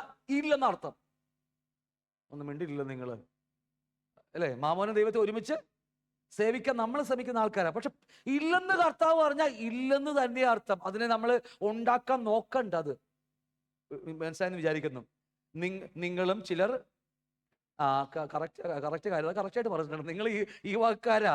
എങ്കിലും നിങ്ങൾ കർത്താവ് യേശുക്രിസ്തുവിന്റെ നാമത്തിലും നമ്മുടെ ദൈവത്തിന്റെ ആത്മാവിലും നിങ്ങളെ തന്നെ കഴുകി ശുദ്ധീകരണവും നീകരണവും പ്രാപിച്ചിട്ടുണ്ട്. എന്നാൽ പോലും ഇനിയും ഓക്കെ, നിങ്ങൾക്ക് പറഞ്ഞ മനസ്സിലാവുന്നുണ്ടോ? തൽക്കാലം നിർത്താം. നമുക്ക് അടുത്തത് എങ്ങനെയാണ് വീണ്ടും ജനനം സംഭവിക്കുന്നതിനെ കുറിച്ച് ഇതിലും കൂടെ ആഴത്തിലേക്ക് നമ്മൾ ചിന്തിക്കാൻ പോകുക. ജനനം എങ്ങനെയാ ജനനങ്ങൾ എങ്ങനെയാ സംഭവിക്കണം എന്നുള്ള ക്ലാസ് നമ്മുടെ സമയം കഴിയാറേ. പാട്ടുകാർക്ക് ഇറക്കിയുണ്ട്. ഇന്ന് ഞാൻ ചുറ്റൊന്ന് പറഞ്ഞേക്കാം. വ്യത്യസ്തമായ സ്ഥലങ്ങളിലാണ് നമ്മളൊക്കെ ജനിച്ചാലേ. ഈ രണ്ട് വ്യക്തി നമുക്ക് അന്ന് ഒന്നാം ക്ലാസ് ആദ്യത്തെ ക്ലാസ് മുതൽ പഠിച്ചു വരിക. രണ്ട് വ്യക്തികളുണ്ട്. എന്തൊക്കെ രണ്ട് വ്യക്തികൾ? നീഗ്രോക്കാരനും അങ്ങനെയൊന്നും പറഞ്ഞേക്കല്ലോ വെറുതെ.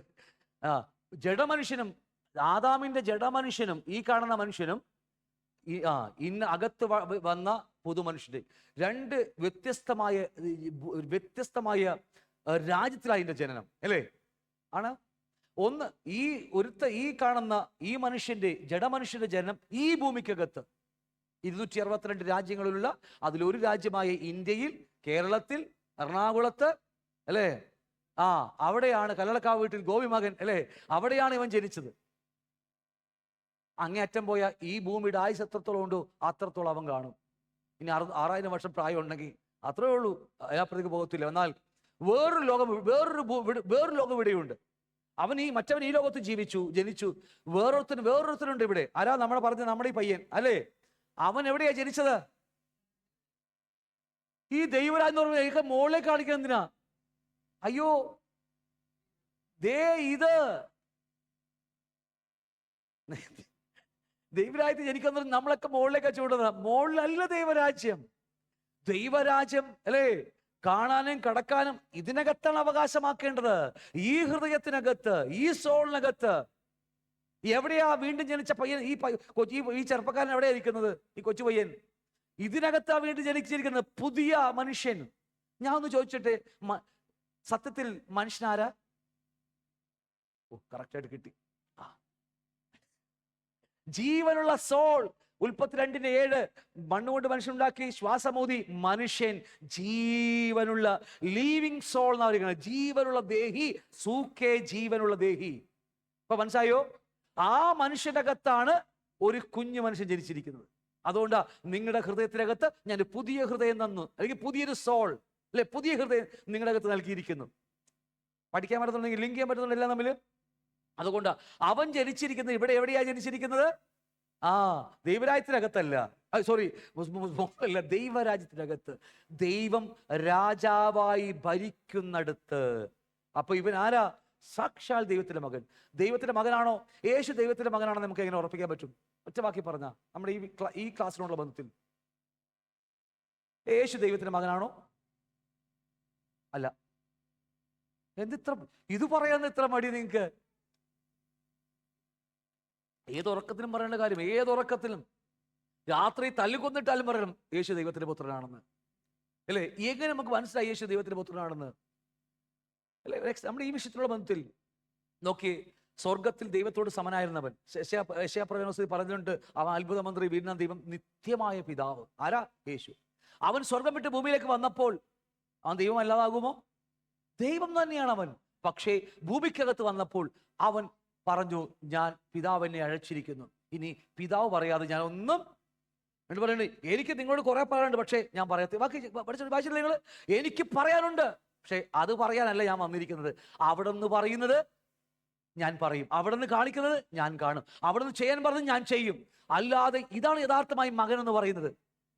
അങ്ങനെ നിങ്ങളുടെ ഇത് മനസ്സിലിരിക്കണം. കാരണം എന്നാലേ നമുക്ക് ഇത് മനസ്സിലാകത്തുള്ളൂ. ഇല്ലെങ്കിൽ നമ്മൾ കർത്താവ് പ്രാർത്ഥന വിഷയം, ഇന്ന് ഞങ്ങൾക്ക് കർത്താവ് അത് ചെയ്യണം, ഇത് ചെയ്യണം എന്നൊക്കെ പറഞ്ഞ് നമ്മുടെ ഇഷ്ടം അങ്ങോട്ട് പറഞ്ഞിട്ട്, ഞാൻ പറഞ്ഞ മനസ്സിലായോ? നമ്മുടെ 99% പ്രാർത്ഥനകൾ എൻ്റെ ഇഷ്ടം പറഞ്ഞ് നിവർത്തിക്കാൻ വേണ്ടി ദൈവത്തെ വിളിക്കുക. അങ്ങനെയാണോ നിങ്ങൾ? ഞാനെപ്പോഴും പറയുന്ന കാര്യം ഇവിടെ പറഞ്ഞിട്ടുണ്ട്, ഇഷ്ടംപോലെ പറഞ്ഞിട്ടുണ്ട്, എന്നാലും വീണ്ടും പറയുക. പണ്ടൊക്കെ നമ്മൾ ഡയറി എഴുതും സ്കൂളിൽ. ഡയറി എഴുതാറില്ലേ? അല്ലേ? സൂക്ഷിച്ച് എഴുതില്ലേ പണി കിട്ടും അല്ലേ? കുറെ കഴിയുമ്പോൾ ആൾക്കാരൊക്കെ എടുത്തു നോക്കും, കുടുംബമൊക്കെ കല്യാണം കഴിഞ്ഞിട്ടാണ് എടുത്ത് നോക്കിയ പണി തീർന്നു, പരിപാടി തീർന്നു. അപ്പൊ ഡയറി എഴുതും നമ്മൾ. ഡയറി എപ്പോഴാണ് നിങ്ങൾ എഴുതുന്നത്? രാവിലെ 6 മണിക്ക് എഴുന്നേറ്റിട്ട് അല്ലേ, ചായ കുടി ബെഡ് കോഫി കഴിച്ചിട്ട് അല്ലേ ഡയറി എഴുതുമോ നിങ്ങൾ? പിന്നെ എപ്പോഴാണ് എഴുതുന്നത്? ആ രാത്രി എല്ലാം കഴിഞ്ഞ് നാട്ടിൽ തല്ലു പിടിച്ച് ഒച്ചപ്പാട് സ്കൂളിൽ ഇടിയുണ്ടാക്കി എല്ലാം കഴിഞ്ഞിട്ടാണ് നമ്മൾ രാത്രി 9 മണി 10 മണിക്ക് കിടക്കുന്നതിന് മുമ്പായിട്ട് നമ്മൾ ഡയറി ഇടുന്നത്. അങ്ങനെയല്ലേ? എല്ലാം കൂടി കഴിഞ്ഞിട്ടല്ലേ? പക്ഷേ നമ്മൾ അങ്ങനെ ചെയ്യുന്ന ആൾക്കാരെ, അത് മാത്രമല്ല നമ്മളെല്ലാം കഴിഞ്ഞ് അത് മാത്രം എഴുതി വെച്ച് പ്രാർത്ഥിക്കുന്ന ആൾക്കാരാണ് നമ്മളൊക്കെ. അതുകൊണ്ട് ഞാൻ പറഞ്ഞത് മനസ്സിലാവുന്നുണ്ടോ? നമ്മുടെ ഡയറി അവസാനം എഴുതും. നമ്മുടെ ഡയറി എപ്പോഴാ? രാത്രി ഒരു 9 മണിക്ക് എഴുതും. പക്ഷേ കർത്താവ്, നമ്മുടെ പിതാവാം ദൈവം ഈ ഡയറി എല്ലാം ലോക സ്ഥാപനത്തിന് മുമ്പേ എഴുതി വെച്ചിരിക്കുക. നമ്മൾ പണ്ട് പഠിച്ചിട്ടുണ്ട്. യെശയ്യാ 40-ാം അധ്യായത്തിൽ ഒരു വാക്യം പഠിച്ചില്ലേ? സഹപ്രസംഗി 7-ന്റെ എത്രാമത്തെ വാക്യം? 3-4-ാമത്തെ വാക്യം പഠിച്ചിട്ടില്ലേ? ആരംഭത്തിൽ തന്നെ അവസാനവും. ഓൾറെഡി നമ്മൾ അവസാനം ഡയറി എഴുതുമ്പോൾ കർത്താവ് ഓൾറെഡി ഡയറി എഴുതിയിട്ടാണ് അവിടെ വന്നത്. ലോകം ഉണ്ടാകുന്നതിന് മുമ്പ് തന്നെ ഈ ഡയറി മുഴുവൻ തീർത്തിട്ടാണ് കർത്താവ് ഭൂമിയിലേക്ക് ഇറങ്ങി വന്നത്. ഇനി എൻ്റെ ചോദ്യം, നമ്മളൊക്കെ ഓരോ വിഷയങ്ങൾ എഴുതി വെച്ച് പ്രാർത്ഥിക്കും നമ്മൾ, അല്ലേ? നമുക്കതാ ശീലം. പണ്ട് പോലെ അങ്ങനെ ആയിപ്പോയി, നമ്മൾ പിന്നെ പിടിച്ചു വെച്ചു. കർത്താവ് അങ്ങനെയല്ല. കർത്താവിന് എങ്ങനെയാണ് പ്രാർത്ഥന? നമ്മൾ എഴുതി വെച്ച് പ്രാർത്ഥിക്കും. കർത്താവോ എഴുതി വെച്ചത് അറിയുവാൻ പ്രാർത്ഥിക്കും. ഞാൻ പറഞ്ഞു മനസ്സിലാവുന്നുണ്ടോ? നമ്മൾ ഓരോ വിഷയങ്ങൾ, നമ്മുടെ പ്രാർത്ഥന വിഷയങ്ങൾ ഓരോ ആൾക്കാർ നമ്മുടെ പറഞ്ഞ് ഇവർ പറഞ്ഞ് എല്ലാം പറഞ്ഞത് എഴുതി വെച്ചിട്ട് നമ്മൾ ഓരോ മറക്കാതിരിക്കാൻ വേണ്ടി അതോ ഓർത്ത് വെച്ച് എഴുതി വെച്ചിട്ട് പ്രാർത്ഥിക്കും നമ്മൾ. പക്ഷെ കർത്താവ് അങ്ങനെയല്ല. കർത്താവിന്റെ പ്രാർത്ഥന എന്നെക്കുറിച്ച് ഇന്ന് ഞാൻ ചെയ്യേണ്ട കാര്യങ്ങൾ ലോകസ്ഥാപനത്തിന് മുമ്പിൽ ആ ഡയറിയിൽ എഴുതി വെച്ചിട്ടുണ്ട്. രാവിലെ പോയി കർത്താവ് വെളുപ്പാങ്കാലത്തെ സൂര്യൻ ഉദിക്കുമ്പോൾ മുമ്പായിട്ട് മലയിൽ പോയി എന്താ കർത്താവ് പ്രാർത്ഥിച്ച യഹോവയോട് ഒന്ന് പറഞ്ഞ് നിങ്ങൾ ഓർത്തേ. ഇന്ന് ഞാൻ കൈവെക്കുമ്പോൾ നീ അവിടെ നിന്ന് അവിടെ തള്ളിയിട്ടേക്കണം. അതാണ് അല്ലേ? എന്തൊക്കെ പിന്നെ എന്താ പറഞ്ഞത്? എന്തായിരിക്കും കർത്താവ് പ്രാർത്ഥിച്ചത്? നിങ്ങൾ എന്ത് തന്നെ കൺഫ്യൂഷൻ ആക്കണല്ല. എന്തായിരിക്കും പ്രാർത്ഥിച്ചത്? നമുക്ക് ആർക്കും അറിയത്തില്ല, ബൈബിളിൽ എഴുതി വെച്ചിട്ടില്ല. പക്ഷെ ഒരു ആത്മീയനാണെങ്കിൽ അതറിയും. അവിടുത്തെ ഇഷ്ടം എന്താ? അവിടുത്തെ ഇഷ്ടം എന്നെക്കുറിച്ച് ഈ 7000 വർഷത്തെ ഒരു ദിവസം ഞാൻ ചെയ്യേണ്ടത്, നിങ്ങൾ ചെയ്യേണ്ടതൊക്കെ ദൈവത്തിന്റെ പുസ്തകത്തിൽ എഴുതി വെച്ചിരിക്കുക, ഡയറിയിൽ എഴുതി വെച്ചിരിക്കുക. അത് ഇന്ന് ഞാൻ ചെയ്യേണ്ടത്, എൻ്റെ മുമ്പിൽ നീ അടക്കുന്ന അവരോട് സുശരം പറയേണ്ടത് എന്തൊക്കെയാണോ, അല്ലെങ്കിൽ എൻ്റെ മുമ്പിൽ പിശാച് ഒരുക്കിയ തന്ത്രങ്ങളിൽ ഞാൻ വീഴാതിരിക്കേണ്ടത് എന്തൊക്കെയാണോ ഇന്ന് ഞാൻ ചെയ്യേണ്ടത്, അതെല്ലാം അറിയുവാൻ പ്രാർത്ഥിക്കും. അതാണ് ഒരു ആത്മീയ ഉത്തരവാദിത്വം. നമ്മൾ എഴുതി വെച്ച് പ്രാർത്ഥിക്കുന്നു. കർത്താവ് എഴുതി വെച്ചത് അറിയാൻ വ്യത്യസ്തമായ അനുഭവം, വ്യത്യസ്തം മനസ്സിലാവുന്നുണ്ട്. അതുകൊണ്ടാണ് യേശുവിന്റെ മിനിസ്ട്രി, അവൻ ദൈവത്തിന്റെ പുത്രനാണെന്നും അവന്റെ മിനിസ്ട്രി സക്സസ് ആയി തീരാനുള്ള കാരണം എന്നറിയാമോ? അവൻ പിതാവിന്റെ ഹിതം മാത്രമേ ചെയ്തിട്ടുള്ളൂ, അത് മാത്രമേ സംസാരിച്ചിട്ടുള്ളൂ, അത് മാത്രമേ അവൻ അറിയത്തുള്ളൂ. അതാണ് മിനിസ്ട്രിയുടെ സക്സസ് എന്ന് പറയുന്നത്, വിജയം എന്ന് പറയുന്നത്. അപ്പൊ നിങ്ങൾക്ക് പറഞ്ഞ് മനസ്സിലാവുന്നുണ്ടോ? അതുകൊണ്ടാണ് ഈ അകത്തെ മനുഷ്യനെ കേന്ദ്രീകരിച്ചിട്ടാണ് യഥാർത്ഥമായ ക്രിസ്ത്യ ജീവിതം പോയിക്കൊണ്ടിരിക്കുന്നത്. ഇതല്ല, വീണ്ടും ആവർത്തിക്കുന്നു, അകത്തെ വീണ്ടും ജനിച്ച ജഡരക്തങ്ങൾ, ഈ പറഞ്ഞ ജഡരക്തങ്ങൾ ദൈവരാജ്യം അവകാശമാക്കത്തില്ല. ഇവനെ ഫോക്കസ് ചെയ്തല്ല നമ്മൾ പോകേണ്ടത്. ഇവന്റെ സൗഖ്യങ്ങളും ഇവന്റെ ആഗ്രഹങ്ങളും നോക്കി പോയാൽ വീണ്ടും ഈ മരുഭൂമിയിൽ നമ്മൾ ദൈവരാജ്യം അവകാശമാക്കില്ല. നമ്മൾ ഫോക്കസ് ചെയ്യേണ്ടത് അകത്തു വീണ്ടും ജനിച്ച പുതുമനുഷ്യനുണ്ട്, യഹൂദ ഗോത്രത്തിന്റെ സിംഹക്കുട്ടി. ഹല്ലേലൂയ. കുലുങ്ങാത്ത കാട്ടിൽ രാജാവാരാ? കണ്ടാമൃഗം. കാട്ടിൽ രാജാവാരാ? ആരാ പറഞ്ഞത്? സിംഹം ഇത്രയൊക്കെ ഉള്ളൂ, അല്ലേ? ഇത്രയൊക്കെയാണ് സിംഹം ഉള്ളൂ, അത്രയേ ഉള്ളൂ. അതിനേക്കാൾ വലിയ കാണ്ടാമൃഗം നമ്മുടെ നാട്ടിൽ നമ്മൾ വിളിക്കാറുണ്ടല്ലോ, തൊലിക്കെട്ടി എന്നൊക്കെ പറയാറില്ല നമ്മളെ കുറിച്ചൊക്കെ. വലിയ വലിയ തൂക്കമുള്ള കാണ്ടാമൃഗവും ആനയൊക്കെ ഉണ്ട്, വലിയ സൈസ് ആനയൊക്കെ. അതുങ്ങൾ എന്തുകൊണ്ട് രാജാവായില്ല? പറ നിങ്ങള്. ഈ ഇത്രയൊന്നും അല്ല, കയ്യത്തില്ല. അതുകൊണ്ടാണ് പറഞ്ഞത്. വലിയ കൊമ്പും കണ്ടാമൃഗത്തെ ഇത്രമാണ് തൊലിക്കെട്ടിയ, നമ്മളെക്കാളും വലിയ തൊലിക്കെട്ടിയ അതിന്. നമ്മളത്ര ഇല്ല, എന്നാലും പറയാം. ഇത്ര വലിയ കാണ്ടാമൃഗമൊന്നും എന്തുകൊണ്ട് കാട്ടിൽ രാജാവായില്ല? എന്ന അതിനേക്കാൾ വലിപ്പം കുറവും സൈസ് കുറവിരിക്കുന്ന സിംഹം എന്തുകൊണ്ട് രാജാവായി? അതാ നിങ്ങള് എന്താ മനോഭാവം. വലിയ ആന വന്നാലും കുട്ടി സിംഹം അവൻ നിങ്ങൾ നോക്കിയിട്ടുണ്ടല്ലോ, കണ്ണിലേക്ക് നോക്കി ഒരു ഗർജനമുണ്ട്, ആന വാലും ചുരുട്ടി പോകും. കാരണം അറിയാമോ? അവനറിയാം ഞാൻ ആരാണെന്ന്. ഞാനാണ് ഈ കാട്ടിലെ രാജാവെന്ന് അവന് നല്ലവണ്ണം അറിയാം. അവന് മുമ്പിൽ ആര് വന്നാലും അവനേക്കാൾ വലിപ്പമുണ്ടെങ്കിലും അവൻ അതിനെ നോക്കി കണ്ണിൽ നോക്കി പറയുന്ന കഴിവ്, ആ വെളിപ്പെടുന്ന അറിയാമോ? ഞാൻ ആരാണെന്ന് അവന് നല്ലവണ്ണം അറിയാം. നമ്മൾ യഹൂദ ഗോത്ര സിംഹം കുട്ടിയാണെന്ന് നമുക്കറിയത്തില്ല. ഇപ്പൊ പുലിക്കുട്ടിയായിട്ട് എലിക്കുട്ടിയായിട്ട് ഇരിക്കുക നമ്മളിപ്പോ. ദേ വായും തുറന്ന് ജയിക്കാനായി ജനിച്ചവൻ അകത്ത് വന്നിട്ടുണ്ട്. ഇതിനകത്ത് അതിനെക്കുറിച്ച് വരുന്ന ദിവസം നാം പഠിക്കും. അവനെ ഫോക്കസ് ചെയ്തുകൊണ്ടാ യഥാർത്ഥമായ ക്രിസ്ത്യ ജീവിതം മുന്നോട്ട് പോയിക്കൊണ്ടിരിക്കുന്നത്. അവനെ വിട്ടുമാറിയാൽ പരാജയം നിത്യം നമുക്ക് നഷ്ടമായിരിക്കും. ദൈവരാജ്യം അവകാശമാക്കില്ല എന്ന കാര്യം മറന്നു പോകരുത്. അതൊക്കെ പറഞ്ഞ് മനസ്സിലായി. അകത്ത് ചലിക്കുന്നുണ്ടോ നിങ്ങളുടെ പുതുമനുഷ്യൻ? അകത്ത് ഇടിക്കാൻ തുടങ്ങിയവൻ എന്തായാലും മിണ്ടാതിരിക്കുന്നു നിങ്ങൾ എല്ലാവരും അല്ലേ? ഹല്ലേലൂയ. അവനെക്കുറിച്ച് അറിയുക. അതാണ് യഥാർത്ഥമായ ബൈബിൾ സ്റ്റഡി എന്ന് പറയുന്നത്. അവനെക്കുറിച്ച് അറിയുക, ദൈവഹിതം അറിയുക. ദൈവഹിതം മുഴുവനും അവനെക്കുറിച്ചാണ്. പണ്ടൊക്കെ ഞാനൊക്കെ ഹിന്ദുമതത്തിൽ ജനിച്ചപ്പോഴേ ഈ എന്ത് എഴുതുമല്ലോ, നമ്മളിങ്ങനെ സാധനം എഴുതുമല്ലോ, ജനിക്കുമ്പോൾ എഴുതുമല്ലോ, ജാതകം, സോറി പേര് മറന്നുപോയി. ജാതകം എനിക്ക് പണ്ട് ജനിച്ചപ്പോൾ എനിക്ക് ജാതകം എഴുതിട്ടായിരുന്നു. എന്നാൽ ഇവന് ജാതകം എഴുതിയിട്ടുണ്ട്, അവൻ്റെ ജാതകം. കണ്ടിട്ടുണ്ടോ നിങ്ങൾ? ഞാൻ കണ്ടിട്ടുണ്ട്, ഇഷ്ടംപോലെ ദിവസം ഞാൻ കാണാറുണ്ട്. ആ ജാതകം എടുത്ത് വായിക്കാറുണ്ട് ദിവസവും. അതെനിക്ക് ക്ലിക്കായില്ല. ഞാൻ പറഞ്ഞ മനസ്സിലാവുന്നുണ്ടോ? ഇവനെക്കുറിച്ച് ജാതകം എഴുതി പണ്ട് നടക്കുക പോയി അല്ലേ? ഇവനെക്കുറിച്ചൊരു ജാതകമുണ്ട്. ഞാൻ തെറ്റിദ്ധരിച്ചേക്കരുത് കേട്ടോ, ദയവായി തെറ്റിദ്ധരിച്ചേക്കരുത്. ഇവന്റെ ജാതകമാണ് ഈ കാണുന്നത്, ബൈബിളിൽ കാണുന്നത്. അത് അങ്ങനെ തന്നെ സംഭവിക്കത്തുള്ളൂ. അത് എഴുതിയത് മനുഷ്യമല്ല. നിനക്ക് കരടി സ്ഥലമുണ്ട്. അവിടെ ഒരു പരിപാടിയല്ലത്, സാക്ഷാൽ തേജോമനായി ദൈവം എഴുതിയതാ. അത് നടക്കാതെ പോകുമോ സഹോദരങ്ങളെ? അങ്ങനെയൊക്കെ എഴുന്നേറ്റോ.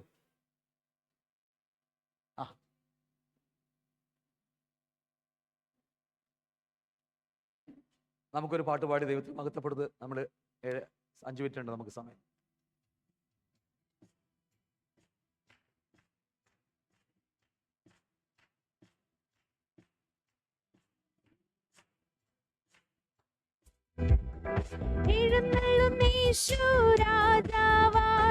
കർത്താവായി വരണം ചെയ്തിടുവാൻ, ദൈവരാജ്യം നമ്മിൽ സ്ഥാപിതമാക്കാൻ, സാത്താന്യ ശക്തി തകർത്തിടുവാൻ. എഴുന്നള്ളുന്ന യേശു രാജാവായി, കർത്താവായി വരണം ചെയ്തിടുവാൻ, ദൈവരാജ്യം നമ്മിൽ സ്ഥാപിതമാക്കാൻ, സാത്താന്യ ശക്തിയെ തകർത്തിടുവാൻ. യേശുവേ വന്നു വാഴണമേ, ഇനി ഞാനല്ല എന്നിൽ നീയല്ലോ. രാജാവേ വന്നു വാഴണമേ, ഇനി ഞാൻ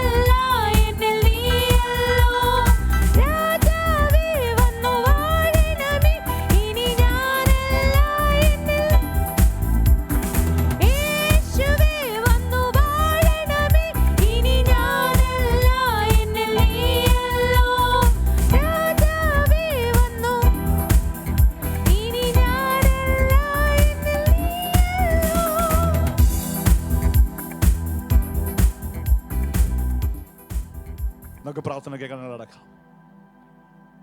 പരിശുദ്ധനായ ദൈവമേ, ഇന്ന് ദൈവദാസനോട് ഞങ്ങളോട് സംസാരിച്ച നന്ദിയോട് ഞങ്ങൾ അങ്ങേ സ്തുതിക്കുന്നു. അപ്പ കർത്താവ്, ഞങ്ങളുടെ വചനം ഇപ്രകാരം പറയുന്നു: ബലാൽക്കാരനെ ദൈവരാജ്യം അവകാശമാക്കുന്ന കർത്താവ് വചനം പറയുന്നല്ലോ. അപ്പ ആത്മാവിന്റെ ബലത്തോടെ കർത്താവ് ദൈവരാജ്യം അവകാശമാക്കുവാൻ അടിയങ്ങൾക്കും കൃപ നൽകണമെന്ന് ഞങ്ങൾ പ്രാർത്ഥിക്കുന്നു. കർത്താവേ, ഞങ്ങളുടെ ഉള്ളിൽ ദൈവാനുരൂപമായി സൃഷ്ടിക്കപ്പെട്ട പുതു മനുഷ്യൻ ഓരോ ദിവസവും കർത്താവേ ആത്മാവിൽ ബലം പ്രാപിപ്പാൻ തക്കവണ്ണം അടിയങ്ങളോട് ഇടപെടണമേ ഞങ്ങൾ പ്രാർത്ഥിക്കുന്നു. ഹല്ലേലൂയ. കർത്താവേ, അടിയങ്ങൾ മേൽക്കുമേൽ ദൈവസ്നേഹത്തിൽ വർദ്ധിച്ചു വരാൻ തക്കവണ്ണം സകല ദൈവിക പരിജ്ഞാന വിവേകത്താലും വർദ്ധിച്ചു വരാൻ തക്കവണ്ണം കർത്താവേ അടിയങ്ങളെ സഹായിക്കുന്ന പ്രാർത്ഥിക്കുന്നു. അടിയങ്ങൾ ഭേദാഭേദങ്ങളെ തിരിച്ചറിയുന്നവരായി തീരുവാൻ കർത്താവ് സഹായിക്കുന്ന പ്രാർത്ഥിക്കുന്നു. കർത്താവിന്റെ നാളിലേക്ക് നിർമ്മലന്മാരും ഇടർച്ചയില്ലാത്തവരും ദൈവത്തിന്റെ മഹത്വത്തിനും പുകഴ്ചയ്ക്കുമായിട്ട് നീതി ഫലം നിറഞ്ഞവരായി തീരുവാനുള്ള കൃപ അടിയങ്ങളുടെ മേൽ പകരണമേ ഞങ്ങൾ പ്രാർത്ഥിക്കുന്നു. അപ്പ പ്രാർത്ഥന കൃപക്കായി നന്ദി. യേശു ക്രിസ്തുവിൻ നാമത്തിൽ തന്നെ ആമേൻ.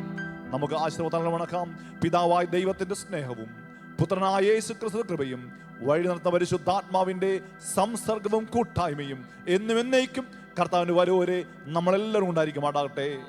കർത്താവായ യേശു ക്രിസ്തു ജയനദീയത്തിന് ഹല്ലേലൂയ പാടാം. Hallelujah, hallelujah, hallelujah. കർത്താവായ യേശുവേ വേഗം വരണമേ. ആമേൻ.